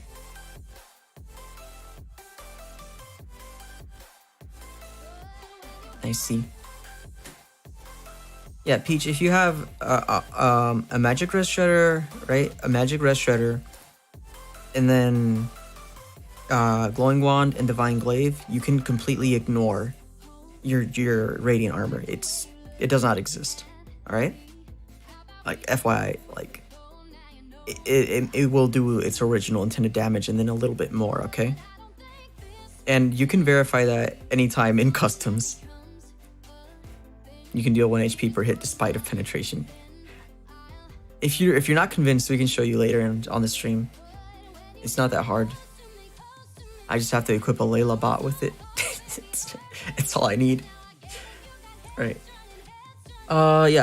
Magic Blade built into Rose Gold Meteor. They have separate passives, so a cool trick is that some people will only one time during the game because otherwise it's not gold efficient to do so. But if you're building a Rose Gold, it's better to like keep it in your recommended and be able to purchase it. So whenever your Magic Blade goes off, then you buy your Rose Gold and then you have like a different cooldown basically. And yeah, so basically you kind of got like an extra shield. And it's a really cool little thing you can do once a game. It's nice. It's nice. And they buffed the Magic Blade recently, so it's really nice now. It actually gives you 24 magic defense or something like that. And then it also gives you extra magic defense. It's literally like a baby version of Rose Gold. It's actually really nice. On Sylvana, you have literally better items than Glowing Wand. Yeah, you wouldn't rush Glowing Wand. Like, I'm not telling you to rush Glowing Wand. I'm telling you that utility-wise, it's a really good item. And if you have a Magic Res Shred item or hero, it's gonna do a lot of damage. Like, a lot of damage. And realistically, if you target a squishy, they're gonna like literally incinerate. They don't build Magic Res usually. And even if they do, it's usually just like 2 little cloaks, 2 Magic Res cloaks, or they'll build Athena's Shield. And Athena's Shield does not stop Glowing Wand. Like, see my point? If your argument is Radiant Armor, that's usually a fighter or a tank. Rarely will it be the people you're actually targeting. And it's a magic item, so it's AoE. And you can just get away with it, basically. Poking in general, it's underrated. It's underrated. If you have Glowing Wand, PTSD, or Bias, you need to use it more often in your games, and you'll see. Another good user of that is Odette. Like, use it on Odette. After your Genius Wand, just get Glowing Wand, and just look at your damage. It's insane. Alright. Rose Gold is underrated, you don't see it anymore. Yep, I think so too. Yeah, people have more burst than Rose Gold. If you can combine, I would say you can combine Rose Gold with Athena's Shield. If you're like a damage dealer and you don't want to buy Radiant Armor because you need more damage, but you're still gonna die, you need Magic Res, yeah, you can build it then. It's a late game item for sure. Squishies don't have HP. Yeah, and that's why they build Athena's Shield usually.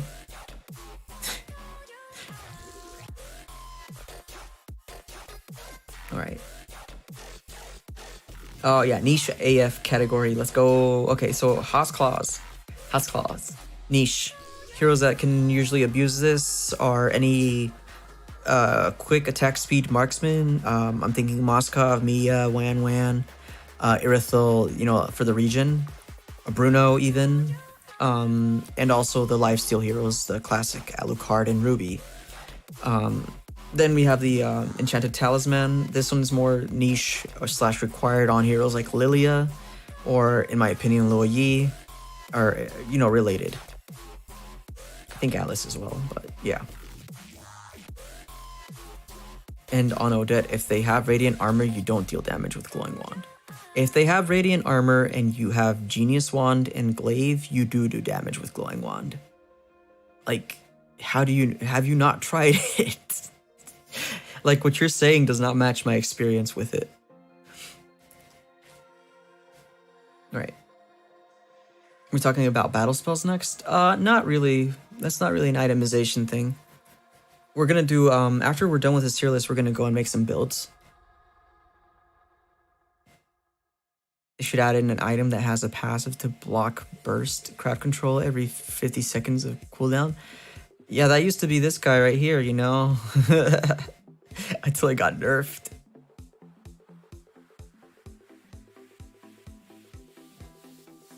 Yuzong, that's Guzhen. You're talking about Guzhen.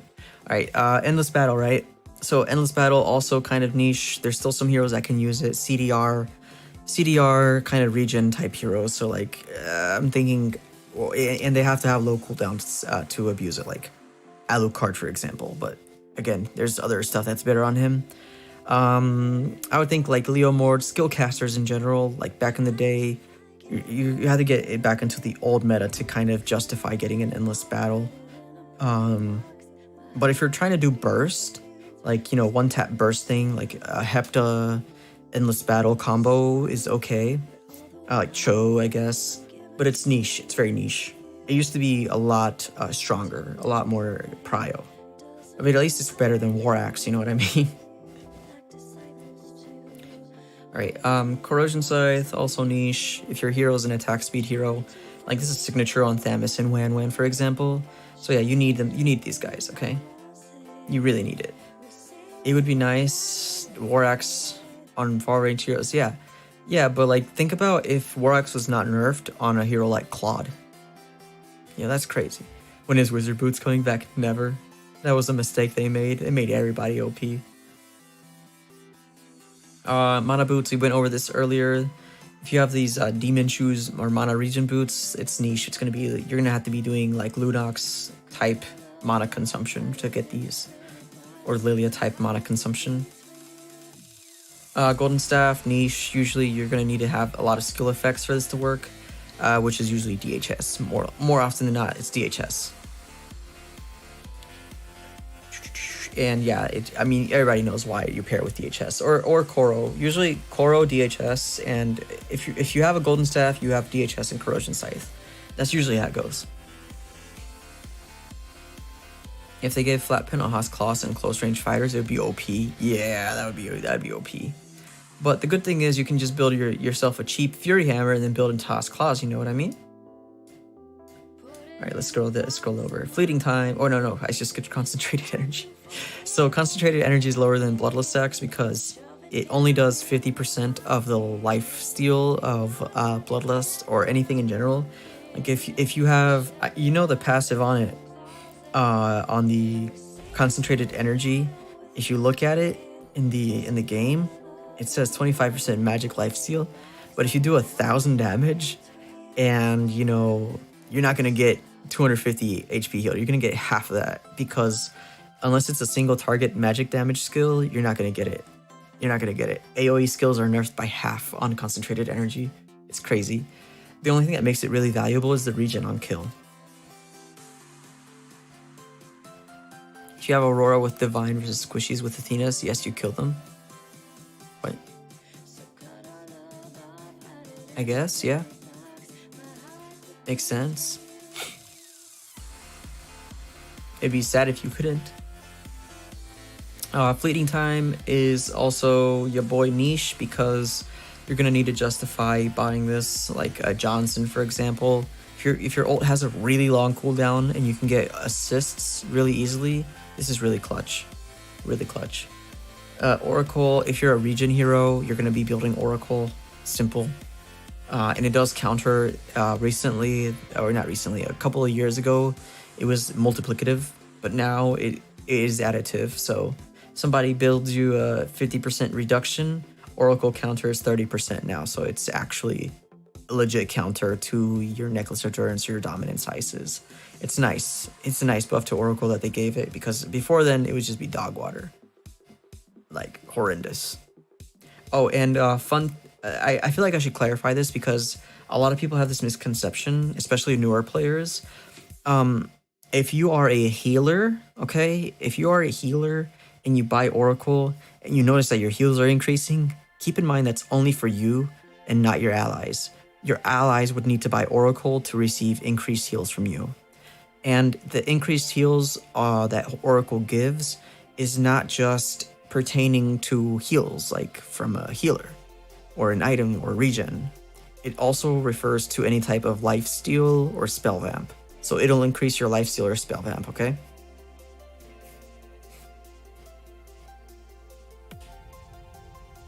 What am I talking about? I was talking about Oracle.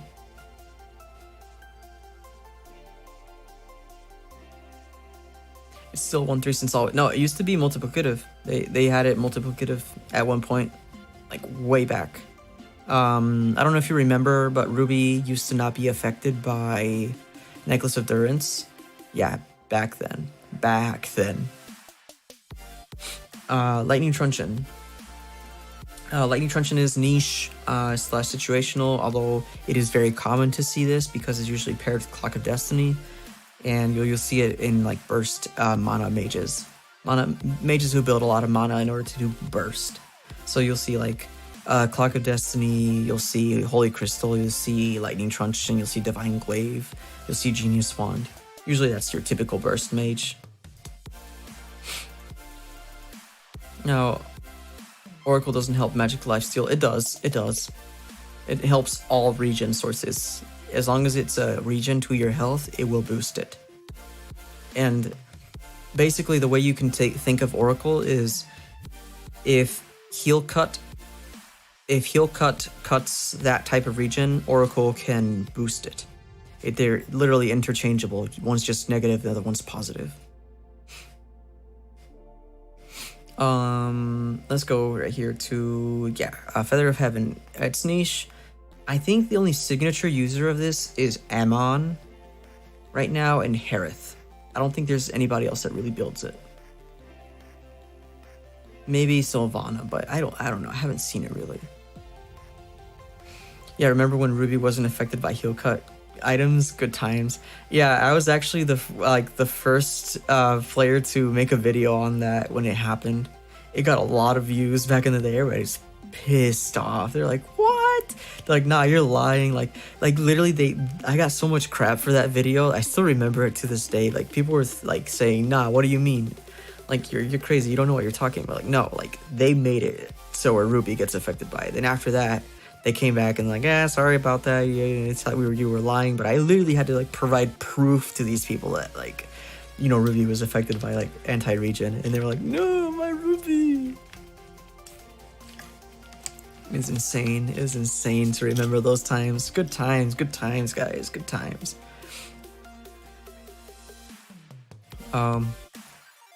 Enhanced Talisman with Bane, no boots. Okay, I can actually agree with that because you just use your S2 as your movement speed source. Yeah, I can see that working.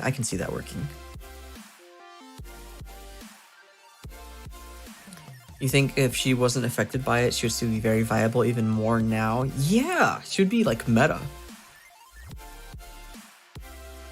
Okay, now let's move on to these little daggers. So these are very straightforward. They're not bad. They're not good. They're just niche.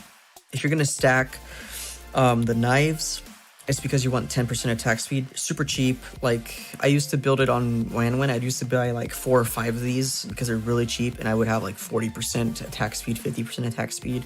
And then these guys, excuse me, what are these called? Javelins? correct me if I'm wrong, I think they're javelins. These give 8% crit chance, if I'm not mistaken, but yeah. These are straightforward, attack 10% attack speed, 8% crit chance. Again, correct me if I'm wrong here. But yeah, straightforward, cheap items built into stuff like this spear right here. It's just your normal spear. This one gives 10% attack speed and like 20% physical, or 20 physical attack, but it's like 600 gold or 700 gold. I think it's 600 gold, but like some people build this. You need 2 of these to build into corrosion, and you know, you would only have 40 attack and 20% attack speed. And personally, I would just build 4 of these if I wanted 40% attack speed fast. You know what I mean? All right, let me read a little bit, guys. Sayo, let's learn some concussion. Trust? Oracle doesn't need buffs at all. I don't think it does. I think that the components that build into Oracle need buffs. Like you need like a mini Oracle.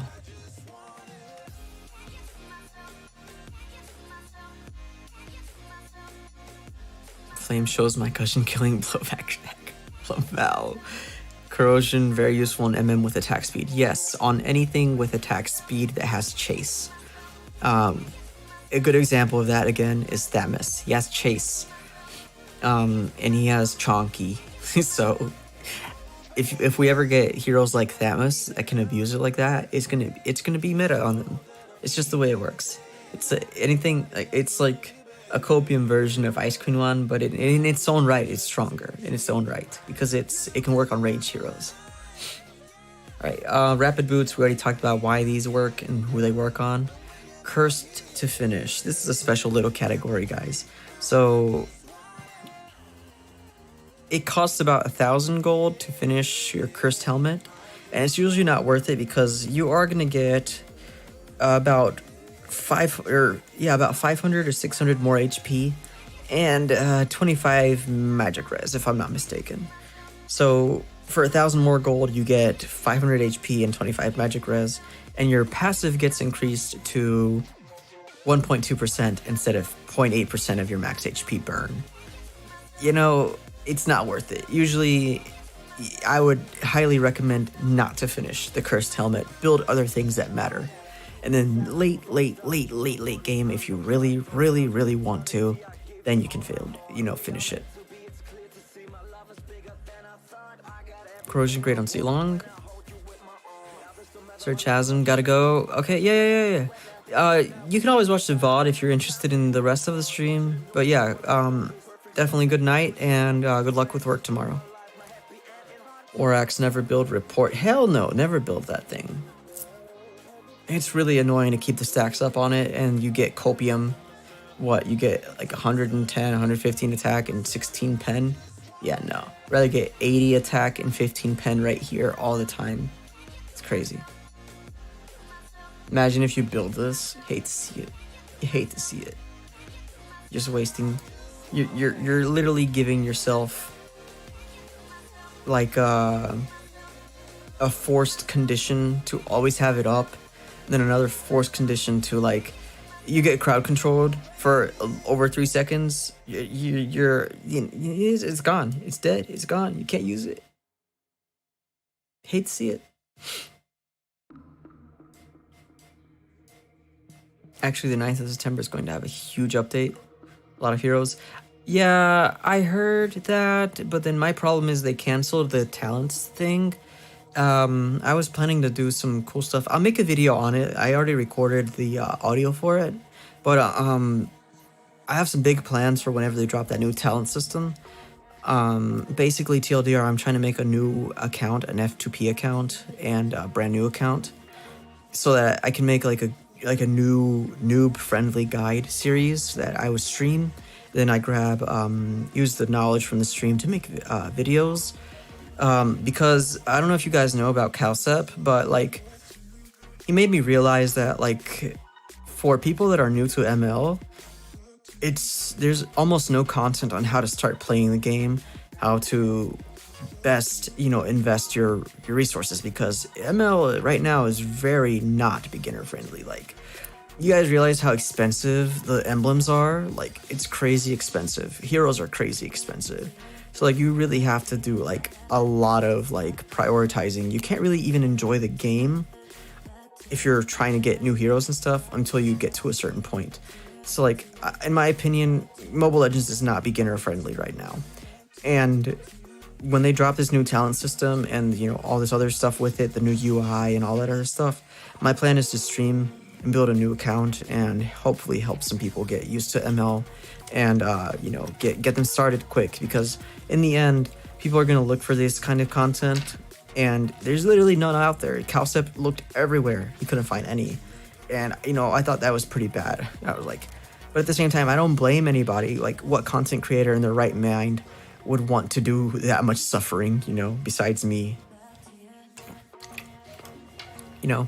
But yeah, that's the plans for if that ever drops. But I'm not gonna do that until those new talents drops, because I literally, you know how bad it would be to make a new series like that for new players, and then you know draw all the attention that it does, because it will draw attention, and then just to tell them 1 month later, yeah, everything I just taught you, forget about it, because ML just said F this, we're gonna do something completely new. Like, I would hate to do that to people. Like, literally, I would hate to I would hate to, you know, teach everybody how to be like new to ML. You get around the navigation of the GUI, customize things, all the settings, all this and that, builds, items, everything about ML. Even what to spam, how to get your BP the most efficient way currently. And then 1 month later, yeah, all that I just said, yeah, it doesn't work anymore. That'd be so bad. Like, I would hate to do that, because I feel like I would be wasting my time. You know what I mean? I'm not scared of change. I just want to make sure that I don't have to go through the phase twice. Like, I think it's bad for new players. Like, if I'm going to attract viewers, like new players, I'd hope I do it when something fresh drops from ML, so that I don't have to like redo it within a month.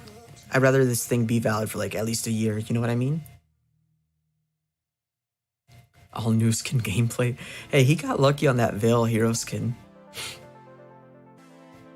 He got that like on the lucky draws for it, but it was pretty cool. But yeah, let's go back to this guys real quick. We're almost done. Needs better passives or buffs. You could either read this as needs better passives or needs buffs. You know, you guys remember this. This thing got nerfed to the ground. It used to be OP. In my opinion, they killed it. They just killed it. It needs a better passive. Bring back the old passive, and you have yourself a good item. Silence Robe, we already discussed that it has less magic res than 2 magic resistance cloaks. Insane. It's actually insane how bad that is. Sea Halberd does not have CDR, does not have lifesteal, is not the equivalent. It has attack speed, but it's not the equivalent. You wouldn't really build this on a skill caster. You'd probably build them Dom Ice on a skill caster physical hero, because this is so bad. Zero get Saya in joint venture release videos like Kazuki. What do you mean by that? Like, yeah, you can elaborate a little bit more. I remember when it was good on Ruby. It needs buff for sure. Queen's Wings has the most. Yeah, exactly. You really need to buff it. For sure. What the hell is this called? Because I have, in general, I know a lot of these items by memory, but like some of these escape me, guys. It's like, what the heck is this? Tome of Evil. Lamau, did you guys know this is called the Tome of Evil? Does that look evil to you? It looks like a green book. Green book.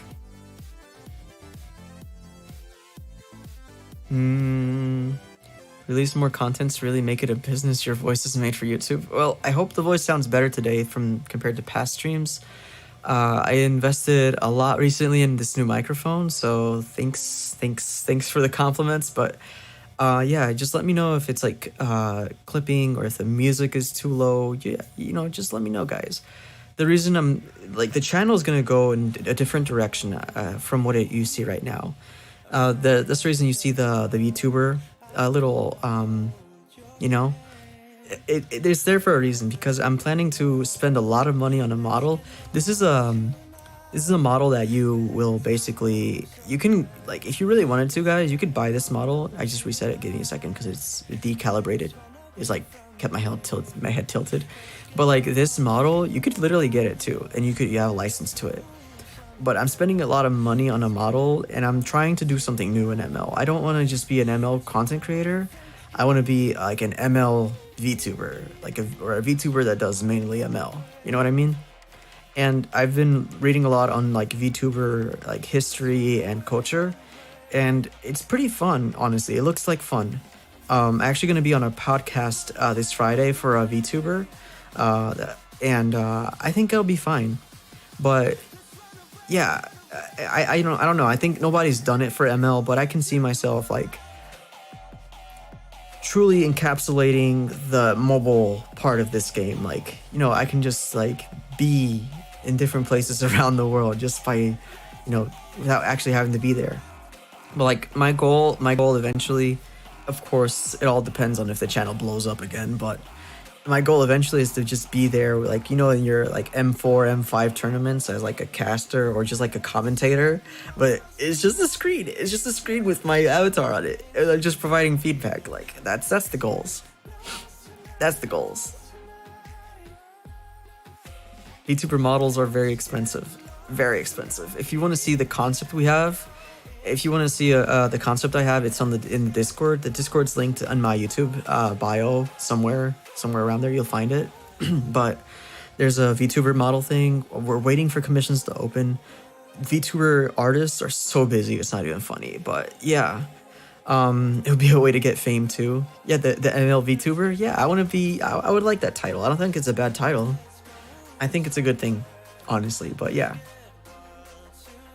And again, the only thing that people would ever like roast me for, or, you know, besides, you know, funny shit or like just me throwing on a hero, it would be like the fact that I don't have like 1500 plus points. I'm not like an esports type person. But this stuff right here, the stuff you're looking at, this is my bread and butter. Like I'm into all this stuff, like, and I've been playing for like 6 years. Like, come on, guys. Like, and I predicted a lot of metas. Like, if you're talking about just big brain stuff, yeah, that's me. Like, and a lot of people have different opinions. Like, for example, Peach. I love Peach. Peach and Af bring, like, you know, the opinions that other players will have. Like, okay, why is this there? Why is this there? And it gives me a chance to explain. And for people that, you know, are in doubt, you know, they have both sides of the argument. For example, that glowing wand argument earlier.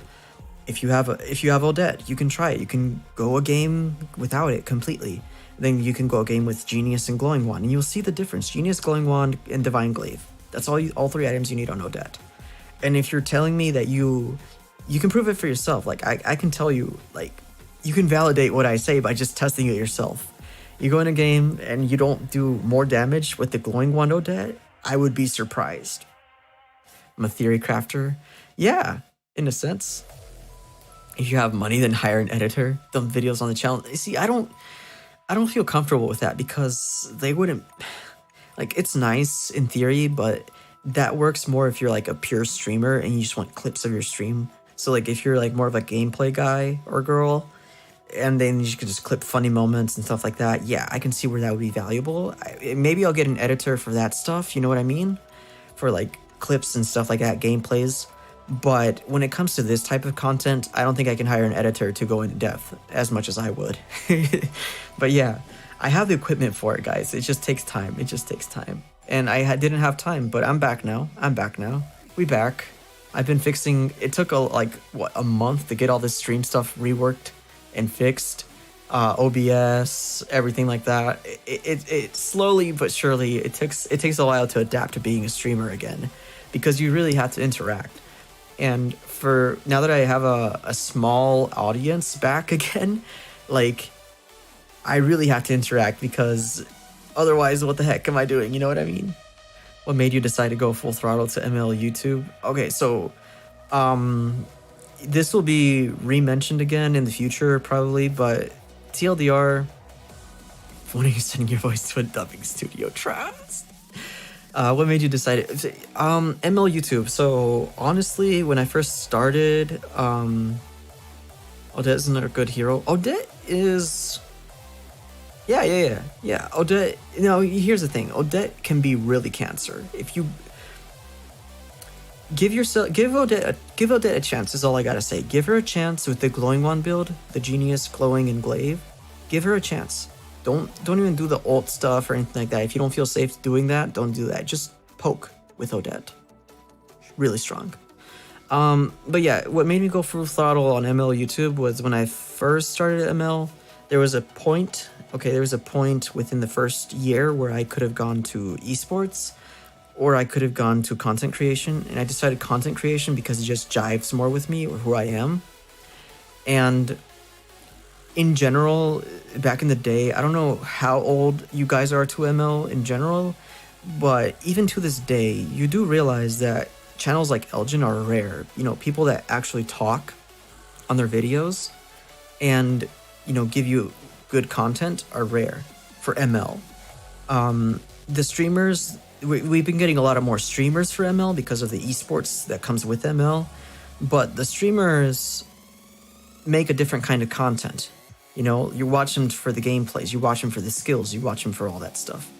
And it's very gay.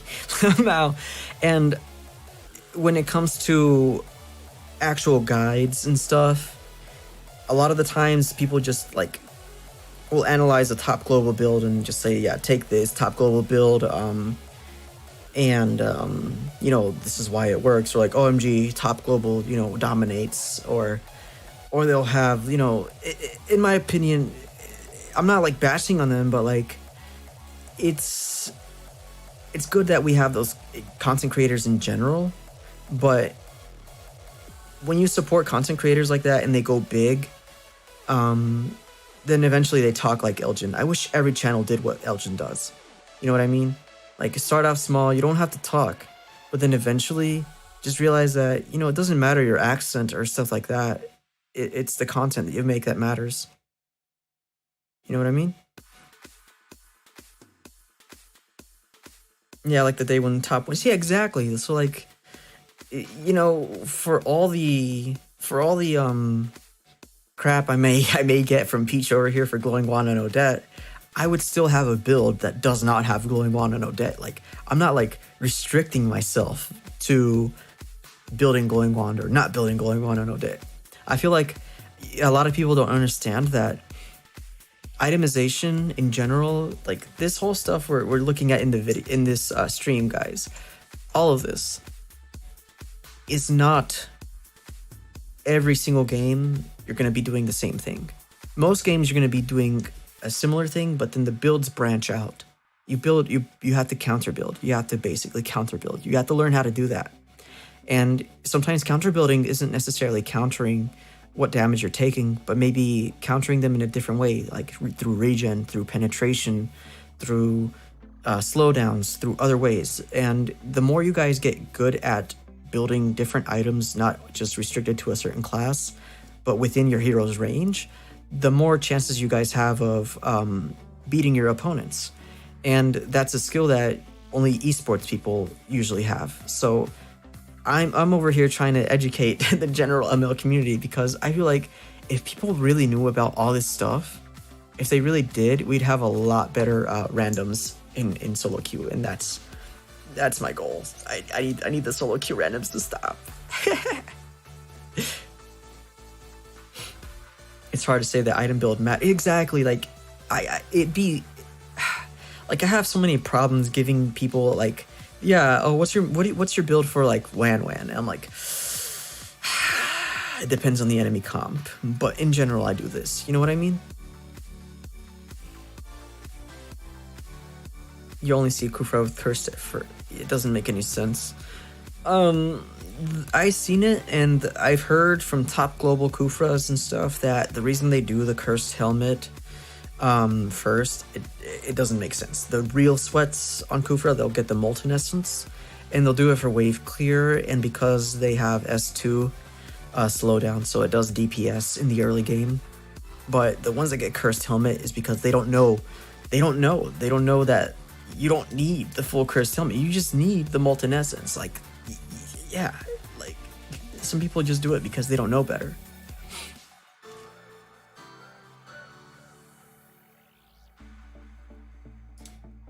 What do you think? Astra is single player or accompany higher players? Most of Astra.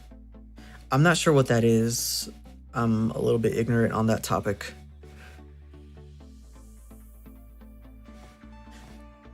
But yeah, let's go back to this quote Tome of Evil, guys.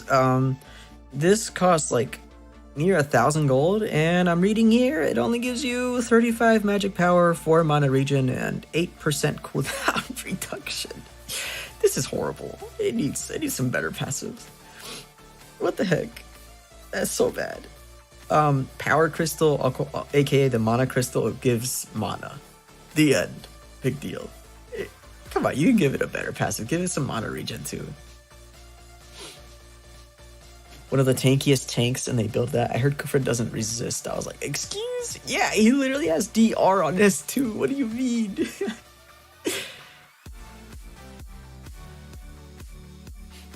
Yeah. Lemon Boy, that you're right, but you don't need the cursed helmet. You would do more damage on Kufra. If you're going for like a damage type Kufra, you would do more damage with Molten Essence, literally Molten Essence, and then literally anything else. Twilight Armor, Cursed, Sky Guardian, anything that has HP. Like, you would do more damage than the Cursed Helmet, and you would also benefit from the passives the other items bring. Cursed Helmet, cursed to finish, cursed to finish. You build it, you're cursed. Unless it's late game. X is the most tanky, and then Tigreal. Nah, I don't think so. I think your most tanky tank right now, there's two. There's a magic one and there's a physical one. Physical one is obviously Gatop because of his passive. I would say Masha's the tankiest tank right now because 3 HP bars. Alright, let's move on to this the next thing right here. What is this called? Let me see. If the other one was called the Tome of Evil, is this just called a normal tome? What is it called? Mystery Codex. Wow. Big deal. Oh, pain. I know what this one's called. This is called the Magic Wand. 45 magic power versus Legion Sword at 60. But yeah. Then you got this exotic veil. This used to be stronger. They nerfed this. It needs a better passive. If you guys gave this like what do you guys think? If you guys gave it like a burn passive like glowing wand or like flat pen, it would be like near like Fury Hammer levels. Like, I think it would be valid. I'd say flat pen, because it builds into Genius. Either flat pen or a burn or some type of like regen or like magic lifesteal, in my opinion. I used to do 1 BOD on Kufra. Yeah, that was funny. I used to do that too to troll. It was a funny moments. What the heck is this? The Book of... Oh, this is the Book of Sages. Wait, let me double check. I'm not lying. Book of Sages is what I recall the name to be. Oh yeah, this is a horrible item. Book of Sages, 8 magic power, 5% cooldown. Lamau. Okay, yeah. Pain, 450 gold. You hate to see it. Yeah, you see all these need buffs. This is okay. This is just HP. This can be okay if you have if you want to cope and you don't want to build this elegant gem, copium version of it. This is okay, but yeah, I think you could get better passives, honestly. All these could do with better passives, like not just the raw stats. Like, these are usually the raw stats parts of builds, but I think they could all use a better passive. Like, give me something else, you know what I mean? That's just my opinion, but yeah. Ogre Tomahawk is the only thing that builds into Endless Battle. It does not build into anything else, and it has like HP and attack. What the heck? I think it'd build into War Axe because it looks like War Axe, but no, just Endless Battle. What the heck? And this is just a dagger, just attack. And then you're just basic boots. Come on, give me like something else on these boots. Give me like CDR or something. Like something. Come on, like when out of like just your base boots. Okay, so like when out of combat, you know, gives a little speed up boost, like rapid boost, but like, you know, like a nerfed version of it. Attack speed's good for Fanny regen energy. Nah, copium. I think Fanny would benefit more from warrior or tough boots for the CC. Yeah. You get the component items. It's okay for me a little weak, but at least, yeah, exactly. Like, come on, give me something. Something better than that. What's up, Inari? Welcome to the stream. Should have flat pen and be the magic fury hammer? Yeah, exactly. Exactly. Magic fury hammer. We need one of those. Build it into genius. Exactly. You have fury hammer for the physical side. You have nothing for the magical side. Although I think that's karma because magic bias. But yeah, the Shadow Twin Blades is a really bad item. It's really bad. Like, I tried to justify it, putting it on Kaja at one point. Sorry, I had to drink some water, guys. But, see, it says in the game, let me show you guys. This is actually you guys need to see this. Let me show you this. Look at this. Look at this. Best for assassins? Excuse me? Excuse me? If you have an assassin, you know what? Matter of fact, let's go. Let's go to magical assassins, right? All right, Karina. No way I would build that on her. Let's see, Harley. Why? Why even bother? Selena. Please tell me you don't build this one. Why is this skin selected? Why is this skin selected? Give me my skin back. Oh, what skin do you guys like the most for Selena, by the way? I think her stun skin is really good. Like, I prefer her stun skin over Thunder Flash sometimes, but then sometimes I prefer Thunder Flash. Some people like Zodiac too, but you know, I think it's a tie between stun and Thunder Flash for me personally.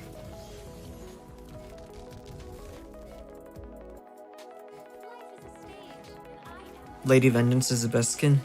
I mean, look at this pose, like. I get it, guys. It's imposing. You hate to see it. Yeah, I like this one. I really like this one. Like, she just looks badass right here. Let's look at this Abyss one. Let's look at this Abyss one. Let's give it a chance. No bias. Let's go. No bias. Okay, red freaky kind of, you know, demon mode.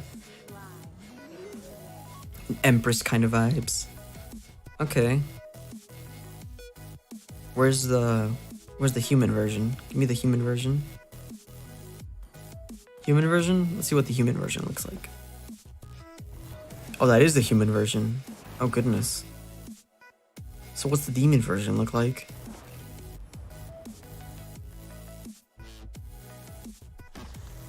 Ew. It looks like she has a slime on her head, like a fire slime on her head. If they made, ew, come on, guys, seriously. Come on, Minari. I know you better than that. Come on, man. You can't say that's the best skin. It's not even the money or how much it costs. It's just copium. Look at that. Look how beautiful that looks. Then she transforms into that flaming, slimy thingy on her forehead. This one's just magical and it flows. Like, come on.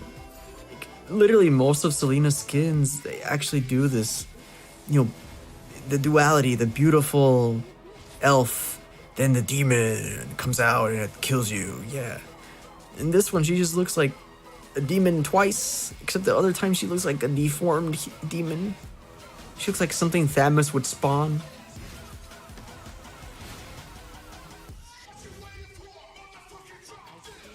Like, I would not know if Selena's in you know, her darkness mode or her normal mode with this skin, personally.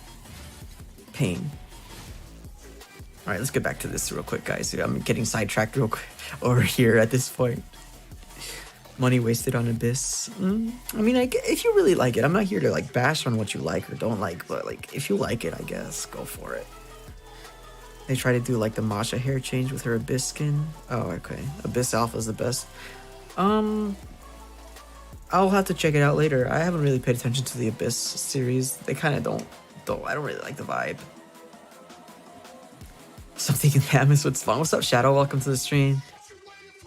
But yeah, let's not build this, guys, please. We just looked at some of the magical assassins. Please don't build it. Please don't. 15% magical lifesteal, 75 magic power, unique passive. You deal 50% of your magic power, and then 200 extra. Come on, like you do know that the Calamity Reaper exists, right? It's stronger. It's true damage. Come on. There's no need for this item. Unless this item had flat pen. If this item had flat pen, it would be good. If not, hell no.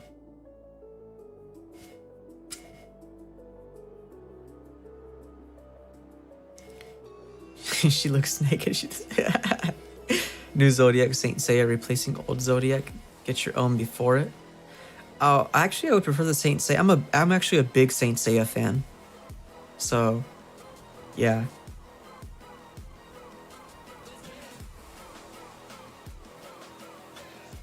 Anyways, potions, and we already went over these. I think I'll go over them one more time, but potions.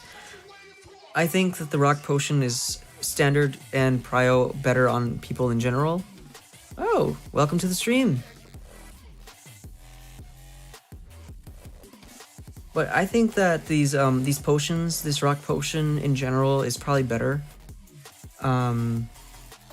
In the late game, it's 500 HP and resilience. You can't get better than that. I mean, you can get some stat boosts here, but if you're the type of hero that's going to be building these guys, you're going to be better off not dying, trust me.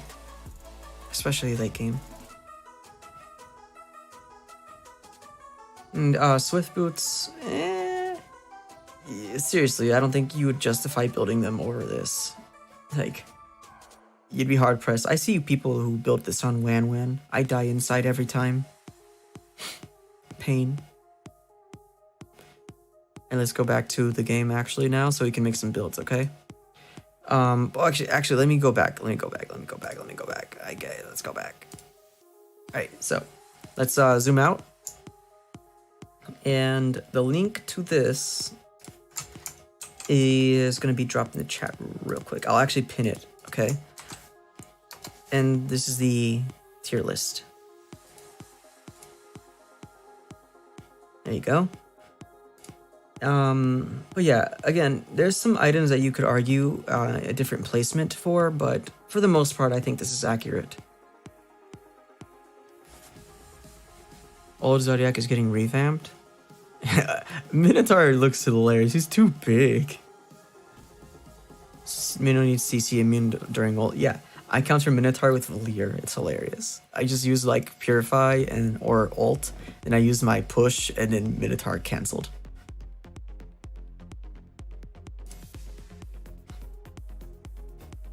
Alright, so the plan is, since I did say I would be streaming some SoloQ, guys, we don't have much time to, because it's 2 o'clock already, we don't have much time to make a lot of builds. I did say I was going to make some builds, so I'm not going to go back on my word here. So instead of making builds for a lot of the meta heroes, I'll do that on a separate stream. Let's just go for the most popular heroes, or you know what, let's do the chat some justice. I did say I was going to do Alucard, and anything else you guys are interested in, we'll do some builds for, okay? And just remember guys, that builds are not final. Like, always try to counter build, okay?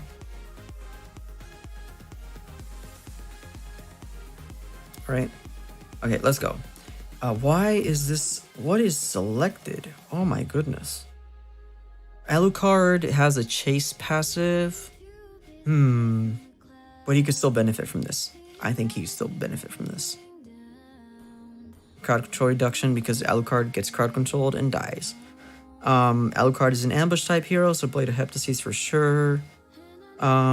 This for movement speed, yep. And I would do this personally. Something like this with the option to trade for Malefic. I do believe this is Spell Vamp. Meh. Cringe. It is so bad. It would have been so good on him in the past. It is burst, so you could argue endless battle there, but do remember that he is very prone to getting bursted by magic. So actually, let's do that backwards because I'm kind of scared for him a little bit right there. Let's do it like this, okay? And I would say I would use this for jungling or laning, personally speaking. The only difference is that if jungling, I'd build let me show you the build path. We can go in game real quick. Training path, practice, assassin, Alucard. Yeah. Let's go. It's a magic version of Heptas? No, because Heptas has flat pen. Laning one in jungle with emblem. I would still keep these for laning or not laning. It doesn't matter to me. And the only reason I can justify endless battle for the late game on him is because I have the BOD right there and the Haas claws, and like the burst will work. So that's the only reason why. Okay. So anyways, what am I doing? I'm not supposed to be fighting. But in game, this is how you would build this, okay?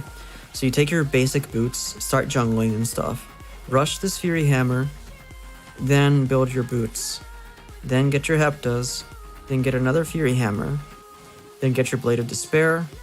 But if you can't build it or you need this regen, you can stop because this Legion Sword builds into Haas Claws. So make a decision right then and there. Do I need this Blade of Despair or do I need this Haas Claws? Make your decision. Okay? Normally, you would go for the Blade of Despair, and then you have to make another decision real quick, okay? And that decision is, do you want to finish your Hunters? Do you want to get your Haas Claws? Or do you want to get your Athenas? Most of the time, because of the meta and the way things are, you're going to have to get your Athenas.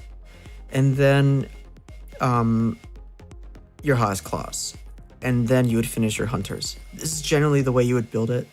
A couple exceptions here and there. And of course, if you don't need Athenas, Endless Battle would be your better choice for max burst. Because then you can just do this. You can be in a bush, and I guess you can do this beforehand. But when you land, boom,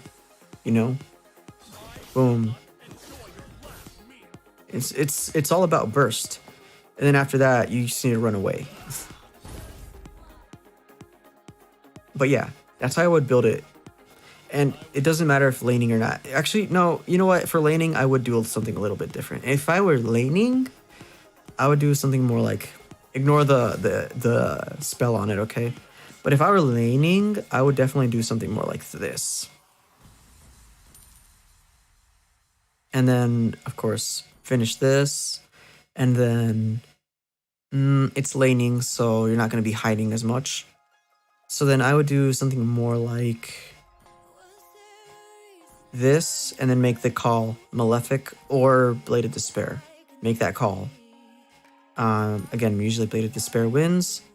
And then I would finish my Hunters, get another Fury Hammer, get the Haas, and I ran out of gold, sorry. Then I would get my Heptas or Athenas. Probably Athenas because I get the meta again. And then Heptas finally. So then, because late game, it's easier to ambush late game. You know what I mean? So it's not really a build change, but more like an item prio change when laning.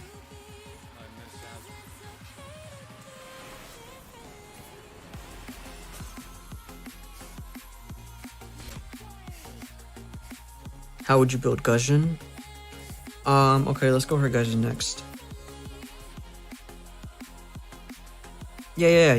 Alucard is not someone you can just draft randomly. You're gonna build him for burst.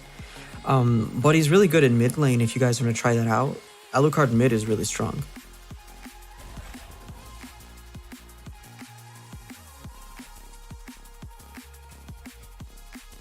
If the person you're laning against builds Dreadnought and Steel Leg Plates, would BOD still be better over Malefic? Yes, because as long as you have that Fury Hammer, Dreadnought and Steel Leg Plates get overpowered by Bladed Despair's raw stats and the passive when it procs.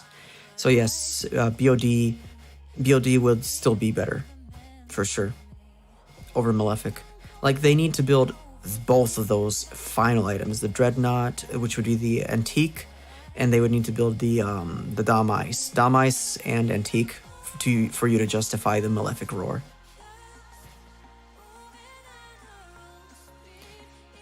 But in general, flat pen plus BOD will overpower a lot of items.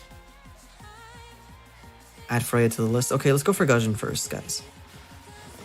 So, ignore the other builds here.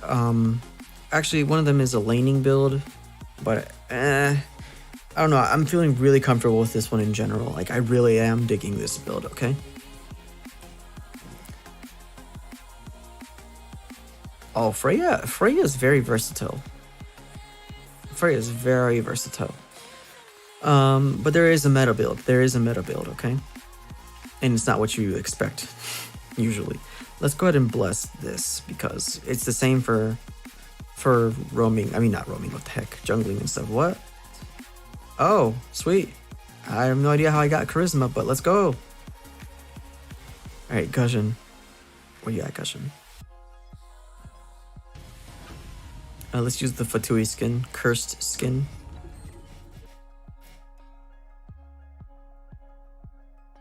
Magic Assassin?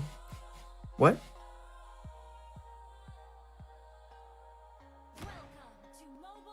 Okay, so for Guzhin, I did a lot of research on this build. Like, a lot.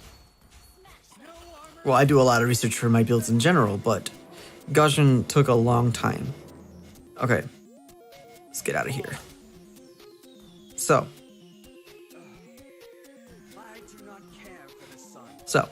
you're gonna build your normal boots. If you're jungling, I'm gonna go for the jungle route again, okay? Because it's easier to explain.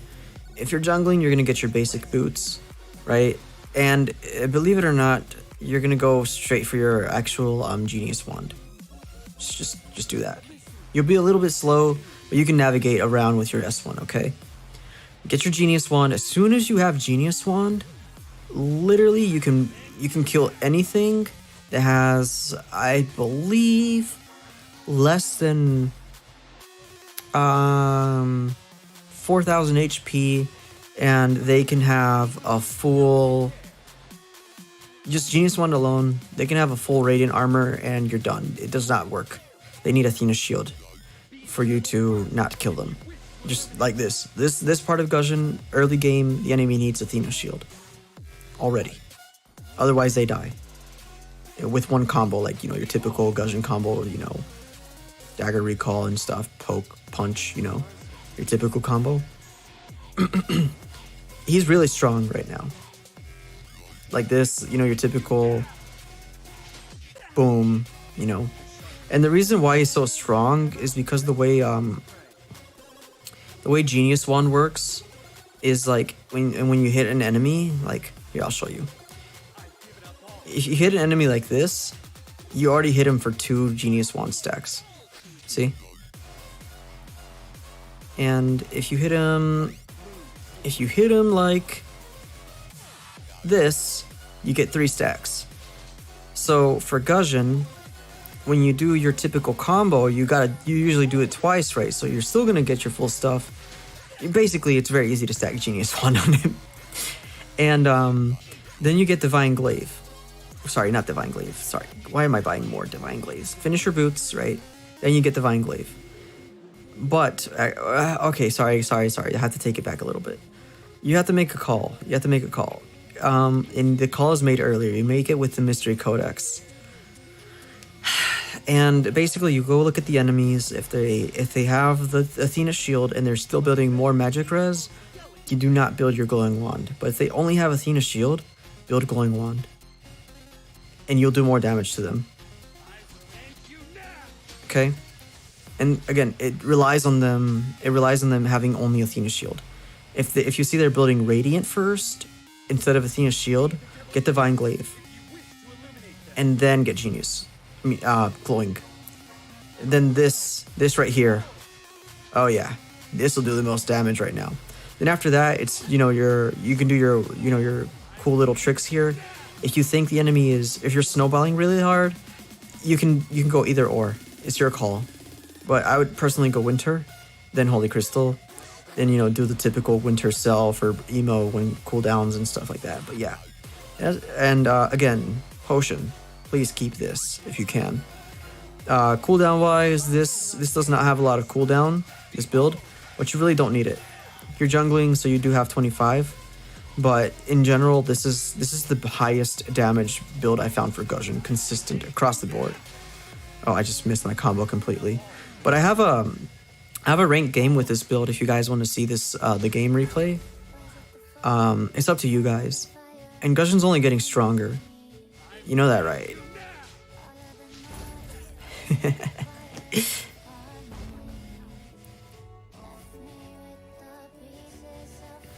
Nerd. You do glowing wand after Genius? It depends. Glowing also stacks Genius wand. Yeah, exactly. You have more damage. Some people make the argument, by the way, guys. Let me show you. Some people make the argument that... Let's just go ahead and look real quick. Right, so they say this, 26,000. It's not realistic because it's a damage bot and all that, but they say that... Let me just spawn a fresh one real quick.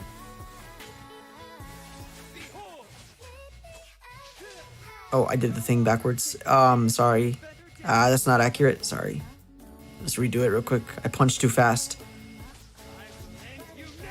There it is. So this guy will bleed to about 30,000. They say, oh, it's not that much stronger to have the Holy Crystal. You should get the Calamity, right? So it's like, okay, what's your logic for that? But they say... I'm just like... I don't believe it. I don't believe it.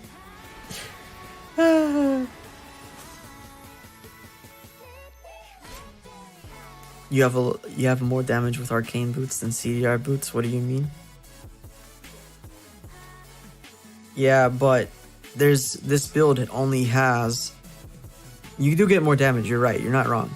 But this build has no CDR built in, so you need it. You need a little bit, at least a little bit. Look, no CDR, no CDR, no CDR, no CDR, no CDR. So you gotta justify it somewhere.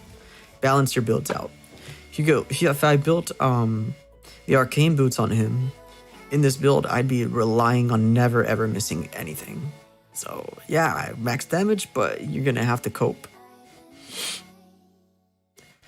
Let's listen to Freya's new War Angel voice. Oh, I'm dreading this moment. I am dreading this moment. I am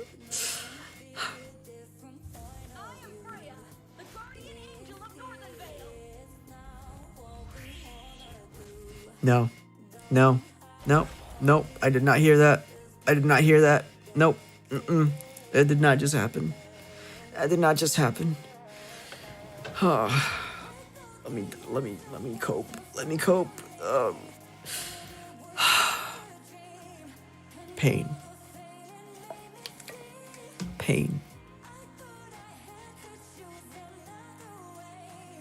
Pain. Oh, emblem for Guzheng, shop or burn. I'd say mystery shop. Mystery shop.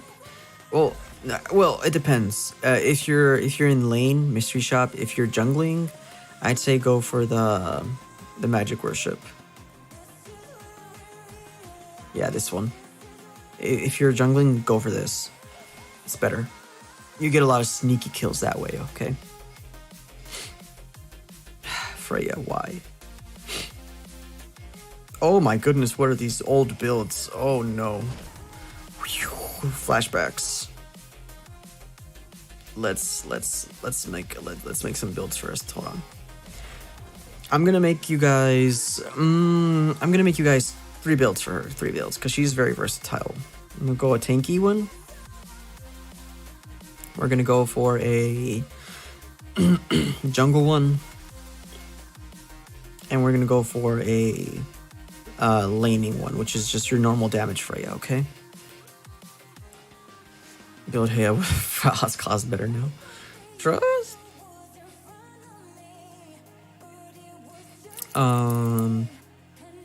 Let's go here. Laning, let's go. Yes. Hmm.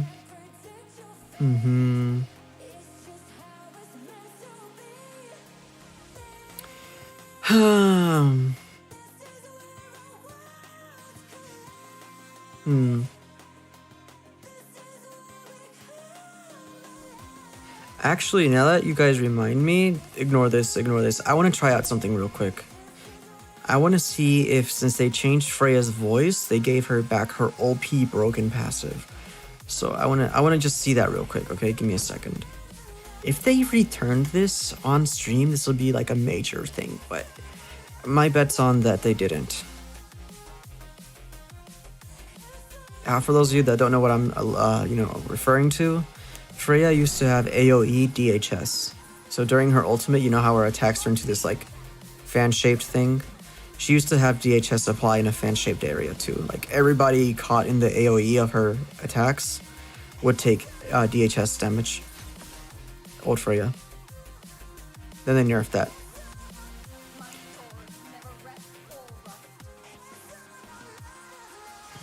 So let's see how fast these damage bots die with DHS.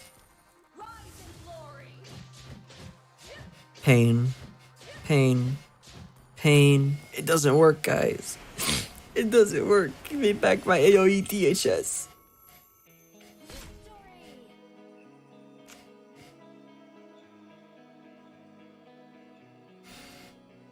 Yeah, most good Freyas use Inspire. For sure. Yeah. Get fallback damage. You won't die. You will not die I'll show you how to build it, don't worry.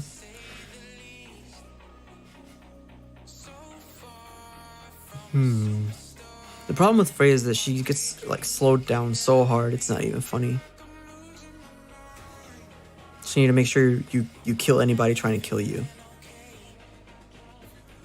And then she gets bursted by mages too, so you need to know what you're doing. You can't just like randomly pick Freya and be like, yes, I got this. Because you don't. You're gonna die.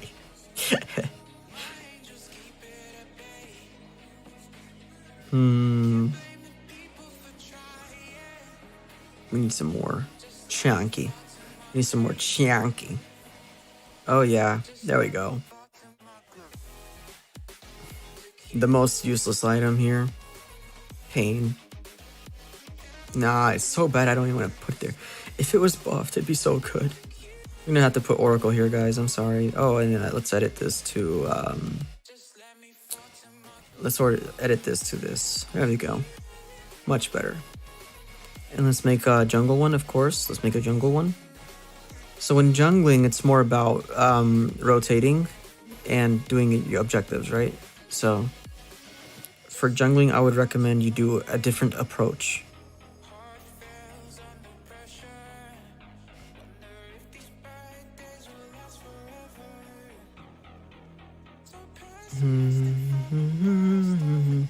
Try out crit. No, thank you. I feel like I'm gonna just be more depressed the more I look at how they nerfed her. But crits is the best thing for a jungle Freya.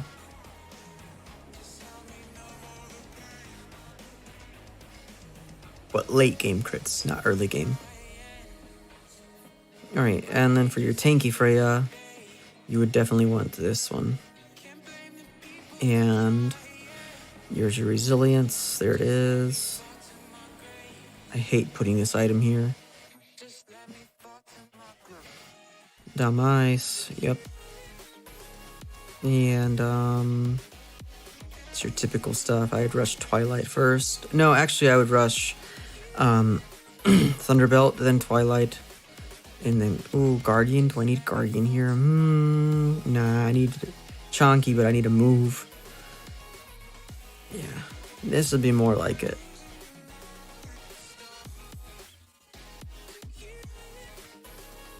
Yeah, that's more like it. No, I'm not biased against crits. I'll show you why. Let's click on Freya. Where are you, Freya?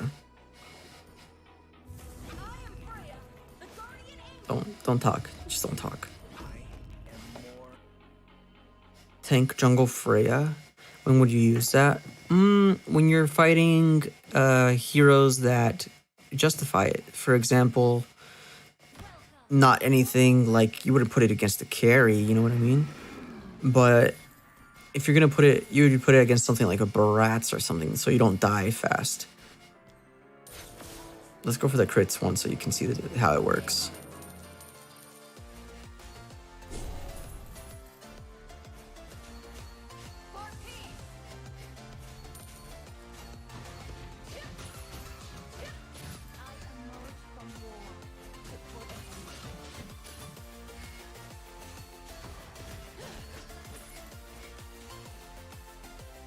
I'm just gonna get some stacks real quick, guys. Give me a second.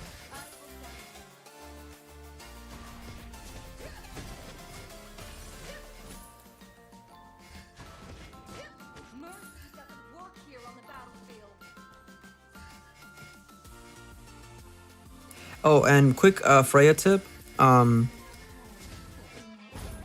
Quick Freya tip, guys. When you use your ult, when you want to use your ult on Freya, obviously it's not going to happen all the time, but check this out. Look at how big this shield is. Right? No way for the ult to end.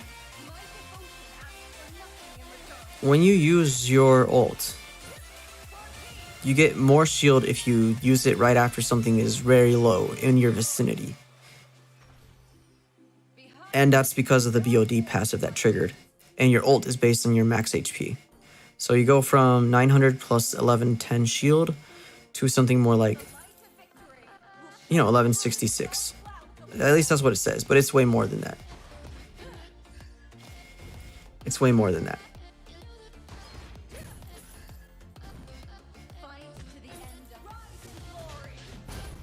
And every consecutive thing you do will also give you more shield, so it stacks. But anyways, back to why it's OP. Let's get back to the task at hand, okay? I'm gonna hit him with just my skills. 4,000 damage. You see these crits?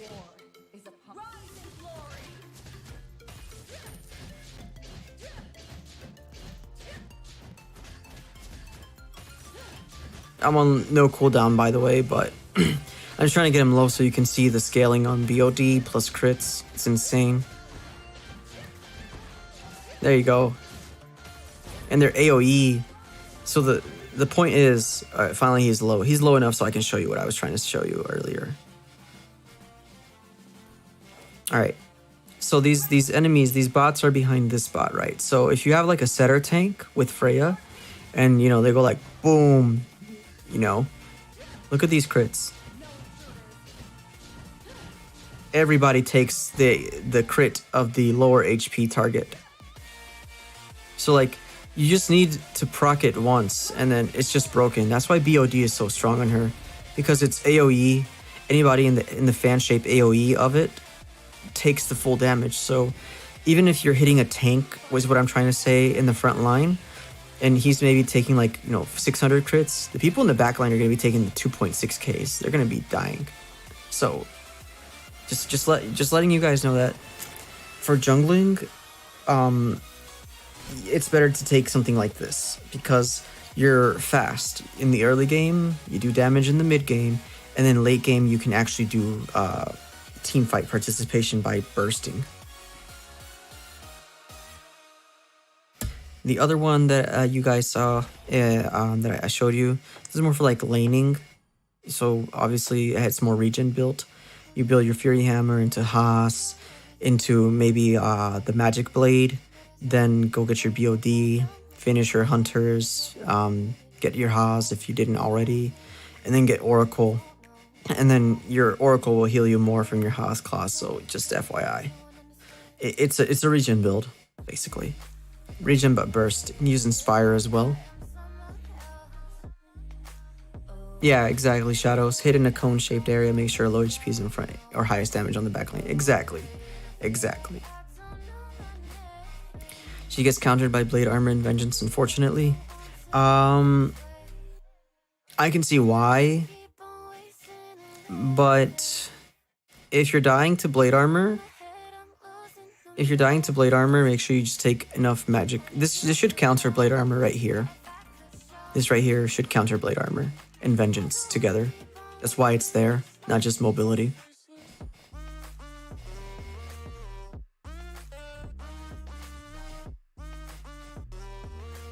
But anyways, yeah, the tanky build. This is something you'd more pop for something more like it's very situational. I'd say it wouldn't even be jungle. Personally, I wouldn't use it jungle. I'd use it for roam, like a conceal or a dire hit type thing. I don't know why I put jungle. Sorry if I mean, I guess you could, but like, again, don't build a cursed helmet. Build the molten. You could use this to lane against chonky type enemies, because they're gonna basically, you don't want to get abused in your lane, right? But sometimes you need to justify having high HP, and in this meta, high HP can be very valuable. So if you can justify using it, you'd use something like this, okay? You'd have to use her more like as a roamer though, so copium. Alright. Well, we've been streaming for what? Almost 3 hours, guys. I hate not following my schedule, so we're gonna do a couple, maybe 2 ranked games, and I'm gonna go to sleep because I don't want to lie.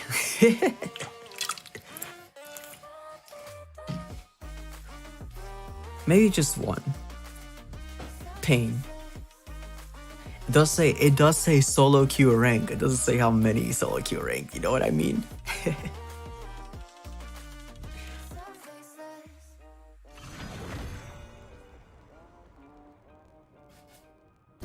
Pain.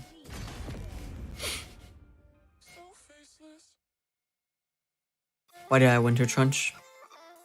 And why not win Talker over Scarlet for mid build for more movement, speed, and chase? Because crit chance matters a lot. And Scarlet also gives a 5% attack boost overall, so you have like a 30% with BOD. And Winter Truncheon in the bot build because of the regen. So you can clutch an escape with Winter Truncheon. You can get your S1 back on cooldown to run away. Alright, what am I banning here? Fanny, right?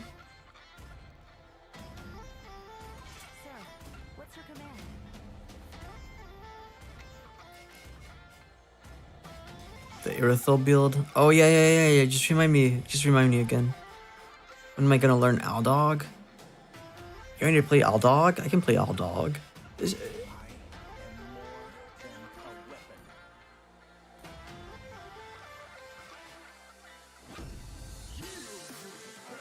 Let's go! Random thing.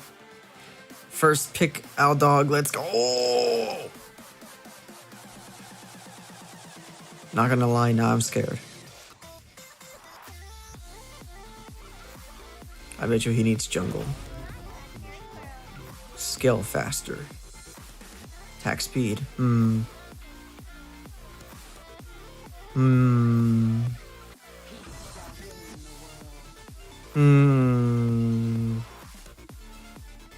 go for this. We'll go for this. Screw it.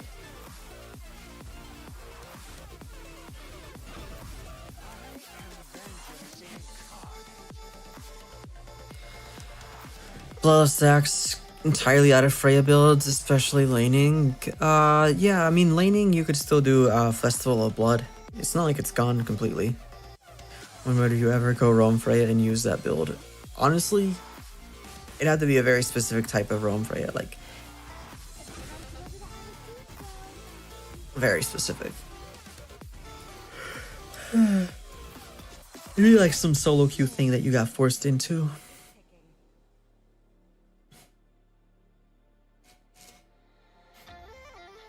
Ooh, I get an Angela? Yes, please.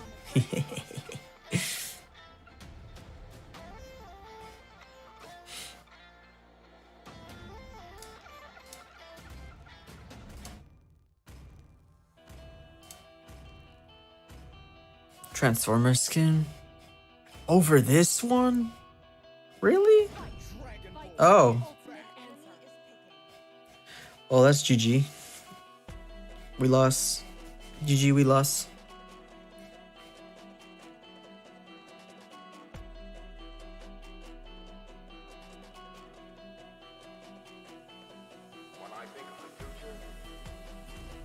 Do you really like this skin? Because I don't like it. I was trying to get the purple one and I got this dog water instead. There's a Thanos skin, this collateral damage skin, Realm Watcher. I'll use Realm Watcher. This is going to be a tough match because there's a Wan, there's a Johnson, there's a Lilia, there's a Ruby, and there's a Karina, so I'm not going to be able to do much.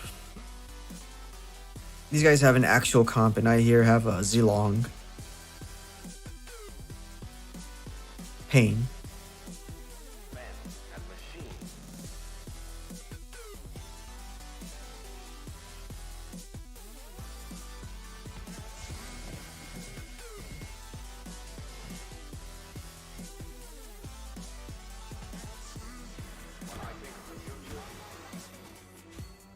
Oh, I need the...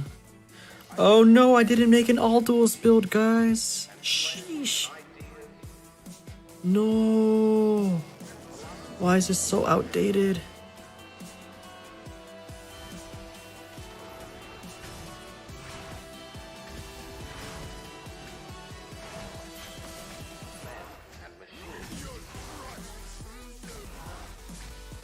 Whoa. Ah, dang it. I should be last hitting these. I remember how all duels works now. Oh no. Beginner mistakes. Beginner mistakes. Oh no. Pain. I can feel the pain.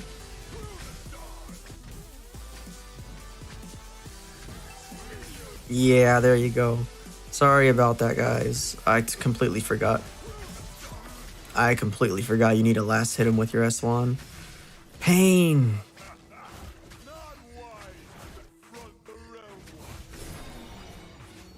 He's actually stacking pretty damn fast. I'm not gonna lie, I'm actually kind of surprised here. Oh, I'm rushing this. I'm rushing this because I want to kill Wan. I don't think I can reach her in time, though. I don't have...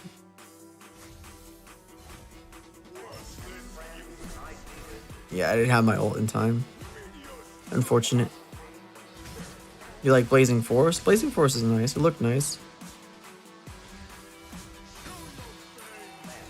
Let's do this.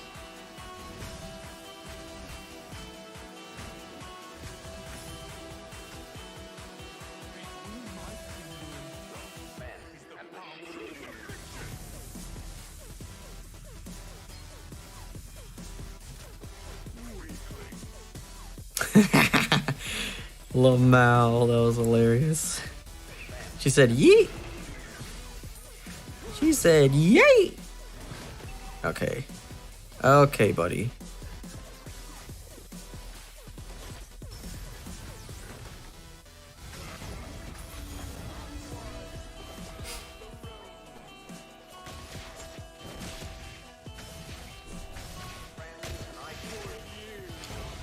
Oh, thank you, Angela.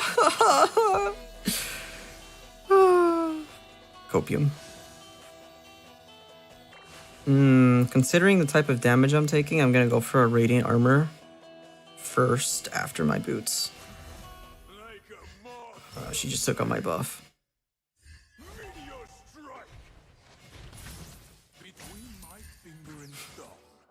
pain.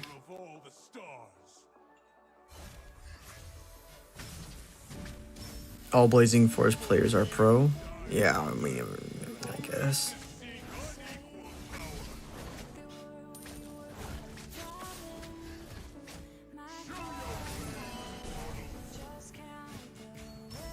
Thank you for taking my jungle.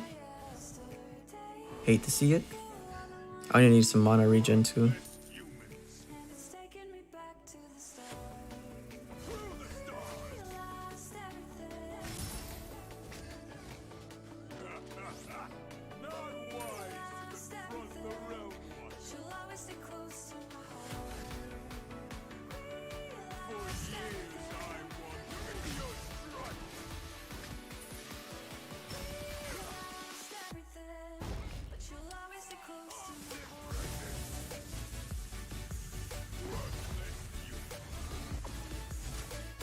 Oh! Yo, I did not know that was gonna work. I'll be honest with you.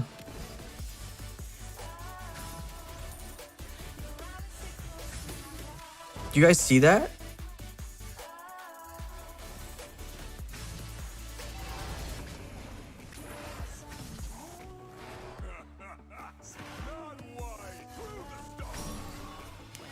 Okay, let's go get this turtle.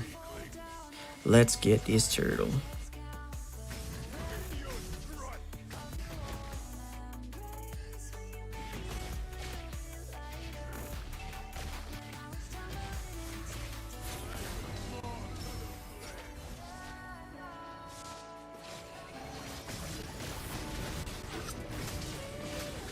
Okay, buddy.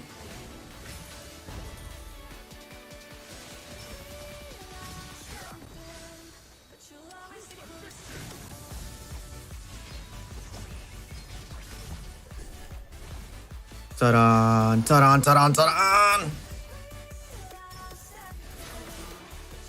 Your soul is mine. Oh wait, no, that's the wrong game.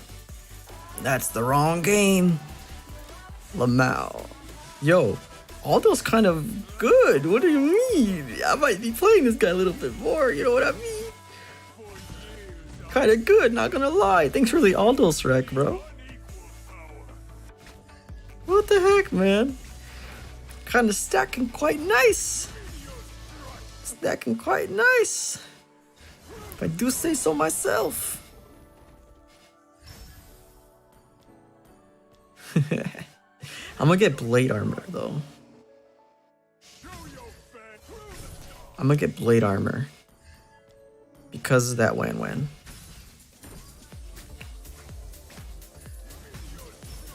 And I'm gonna get this mid lane too. They're gonna take my top. They're gonna take my top, so I'm gonna take this mid.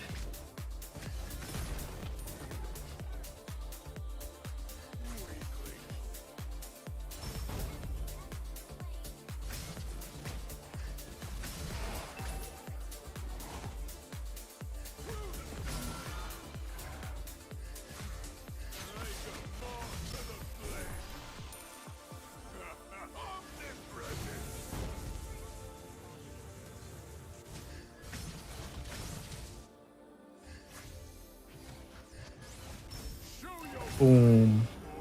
Boom. You see the resilience being OP?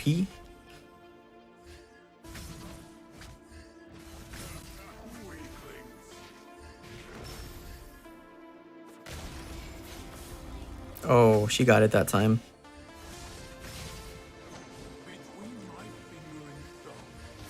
Let's go.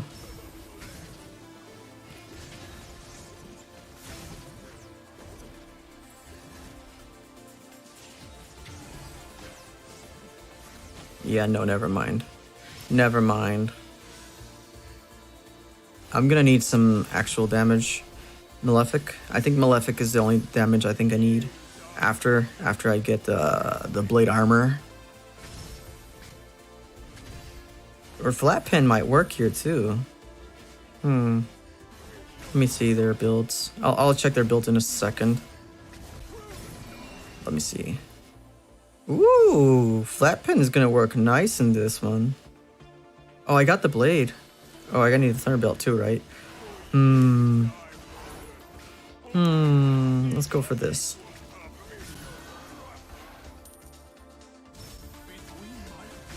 No! Pain.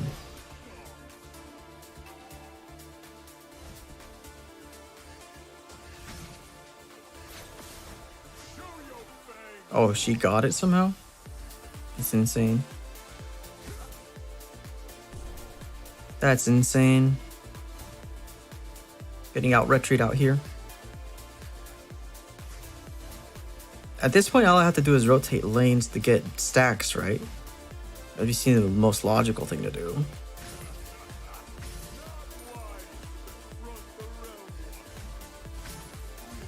That seems like the most logical thing to do.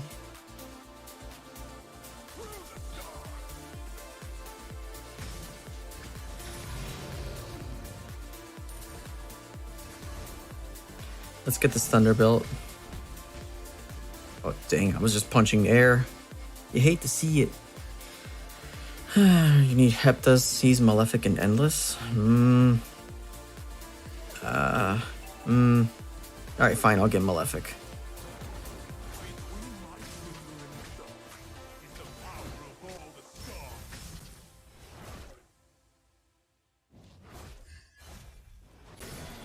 $200 stacks? What the hell? It's 9 minutes.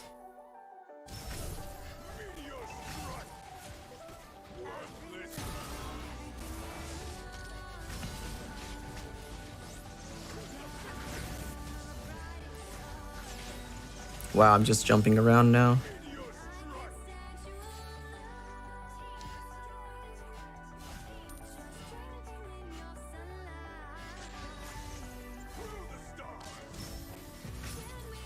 I see the Malefic Roar need though, and I guess I'll get it next game. What, there is no next game because I'm kind of sleepy, but yeah, you know what I mean.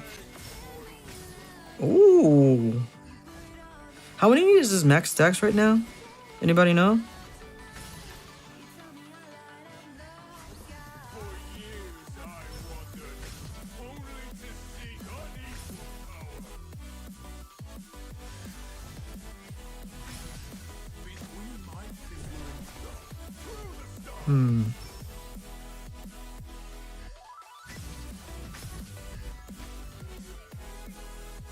Yeah, they have a Ruby and a Tinkrina.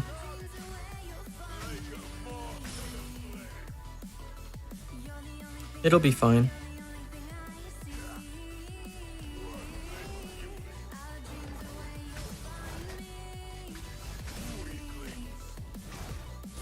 Okay, I got Malefic. Let's go for the Hunters.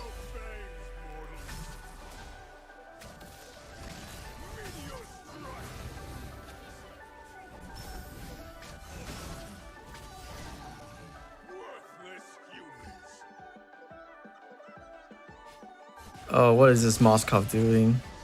Wrong place, wrong time. Wrong place, wrong time.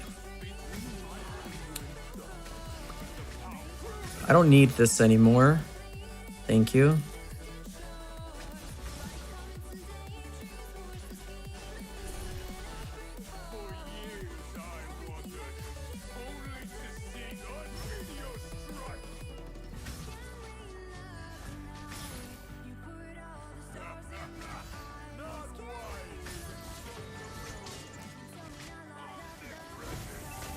Lamau.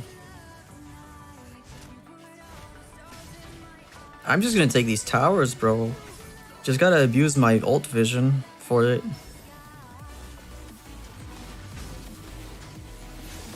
No, they got ult. They got ult. Okay, I definitely need more defense because that's not enough. Okay. Yeah, that Thunderbelt looking kind of nice. I'll go for Brute Force instead, though. What do you guys think? Just need that mobility, too. Backdoor, backdoor, backdoor, backdoor.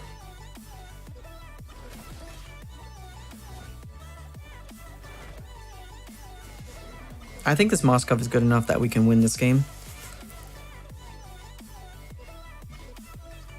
Why Why are they letting you stack? Bro, I don't know, bro.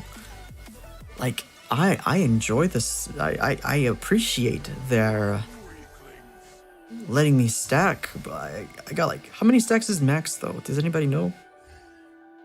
Oh. Yeah, I don't know.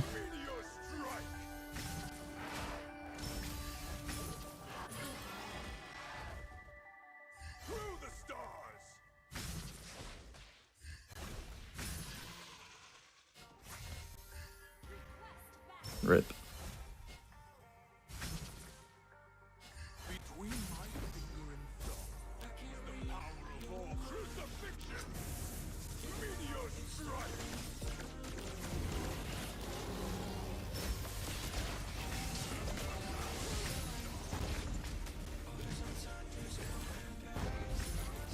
Now we go back.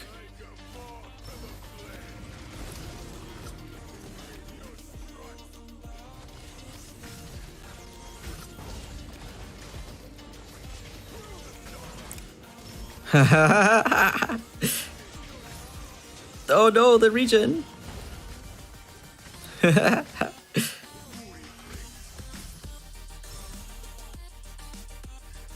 was kind of funny.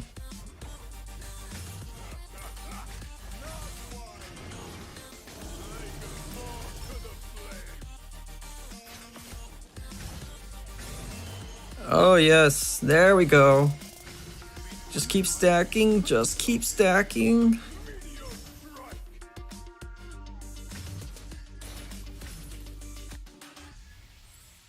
Sheesh. Never let all those stack, guys. Bad things happen. Bad things really happen. I might get Heptases actually, because it's late game. Nah, but I need this mobility.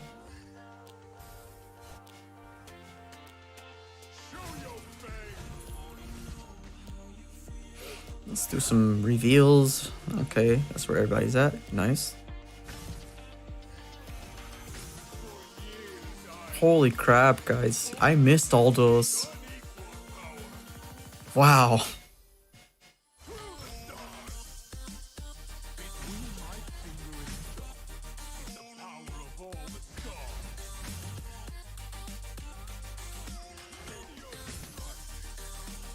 Zilong distract. I am now Zilong.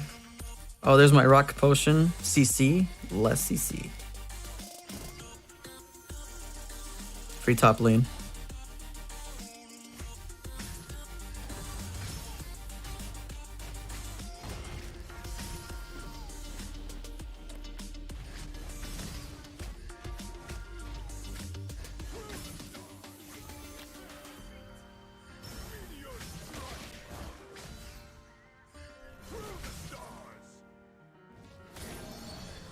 I still got it.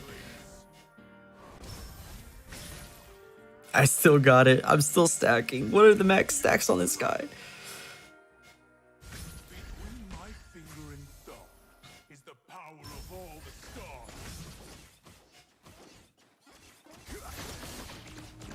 Oh, damn. Wan do damage. Wan do a lot of damage. Not enough for Wan. His basic attacks.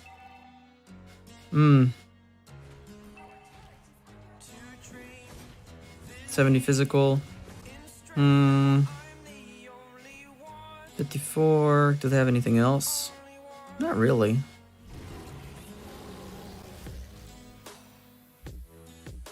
Go for this. Oh, what am I doing? I should have got the winter truncheon. I don't have enough gold for it now, though. Rip.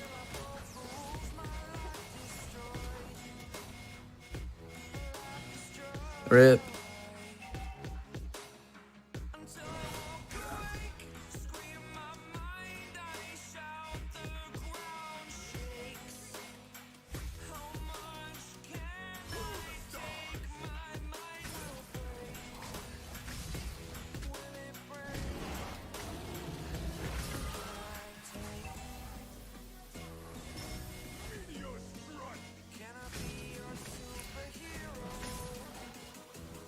Get some HP too.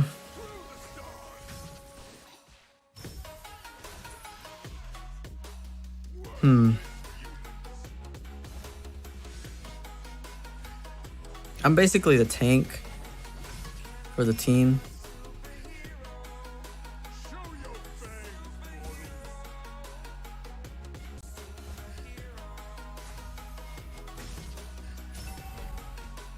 Your boy just wants stacks. Not wise to confront the realm watcher. Fly away. It's the first time of today. Between my fingers is the power of all the stars. To dream, believe. You are the strength, you're all I need. For years I wondered, only to screw the stars. Gonna give it a shot, only one of me to shield you all from the enemy. All right, here we go. What the? Nope. Yep, couldn't even move. Wow. Yep, no, I tried, guys. Oh! Nice, nice. Very nice, very nice. Is he gonna do it? Is he gonna do it? Yeah! Ah, not enough, not enough, not enough. Almost, almost, almost. Sheesh. You guys think I can end it? What do you guys think? Should I do it? Should I do it? Should I do it?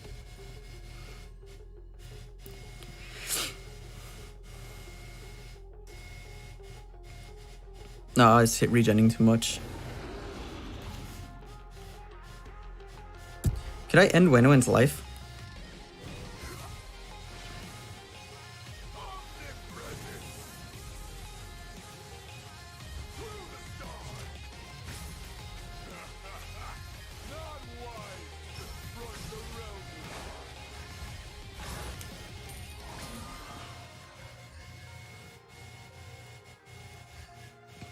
Between my finger and thumb, meteor strike.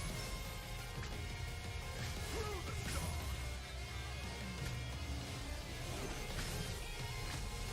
Worthless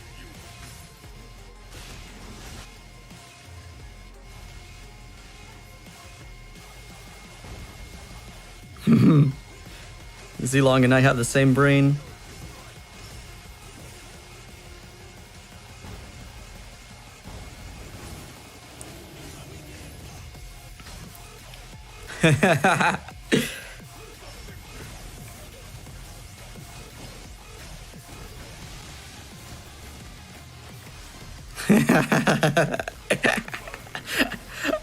Lamau. We ended, don't worry. That was fun. Honestly, what a great way to end the stream. I love it. You love to see it. I thought I was gonna lose with that Zilong pick, but he had an actual brain in there. He had some neurons still attached.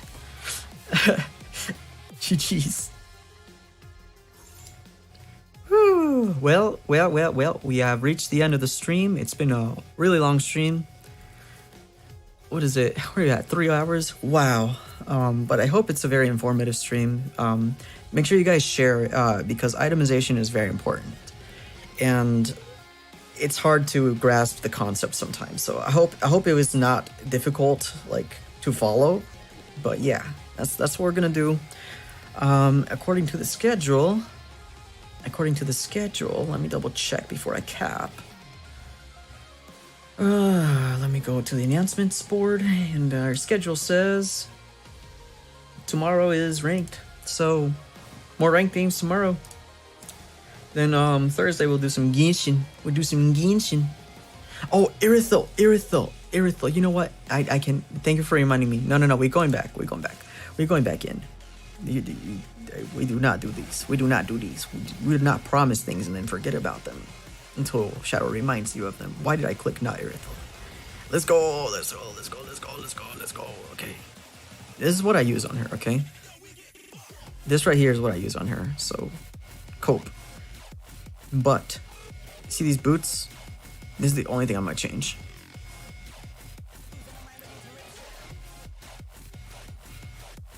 I would change it for these, I think. So here you go. This is my build for her. You can change out Haas for Malefic Roar, depending on the enemies. And back in the day, when I used this build, it's because of these enemies. But like, yeah, here you go. There you go. So Haas and Malefic are replaceable with each other. You really don't need it because Inspire nowadays got buffed. You probably benefit more from Malefic. But Haas Claws is really strong with Inspire and BOD. This right here should get you no need for Wind of Nature or anything like that. With Inspire, this build should be self-sustaining, and you really wouldn't need the Malefic Roar in general because it's AoE. Like, I guess, unless you're fighting like what we just fought, which was like a couple chonky boys. Right here, you know, armor, then yes, you know, go for the Malefic instead of BOD. But otherwise, you should be good. This is my Karina. Yeah, wow, this is my Irithil build in general. But I don't build these boots until like after. I only build the basic boots first. I rush my Wind Talker. Okay, that's the only other thing I have to say about that. Okay. Inspire over Sprint. For me personally, yes, because I take Electro Fast. But if you prefer to be a Sprint user, you can be a Sprint user. 0v wild comeback. Yeah, well, I noticed that Moscow was doing Lord stuff, and I knew that their Wan was kind of low, so I was like, you know what? Zilong's gonna do something weird. I already knew he had that brain. I was like, let me just end it, you know. I made a little mistake there with Winter Truncheon at the end because I thought that the Wan had already had ult off of me. Like, I thought she was a little bit better, but I thought she was gonna proc ult, and I just did like a reflexive click on it. But like, no, she didn't have that mark on me. I was like, damn, I wasted it. Hate to see it. We'll make some Aldos build tomorrow, guys. Okay. Well, I like Aldos. I'm gonna try to use them until I start to get countered hard. I'm on the Aldos train again, guys. Let's go. I almost one-shot her for real. Alright. Thanks for coming to the stream, guys. I'll see you guys next time. Peace.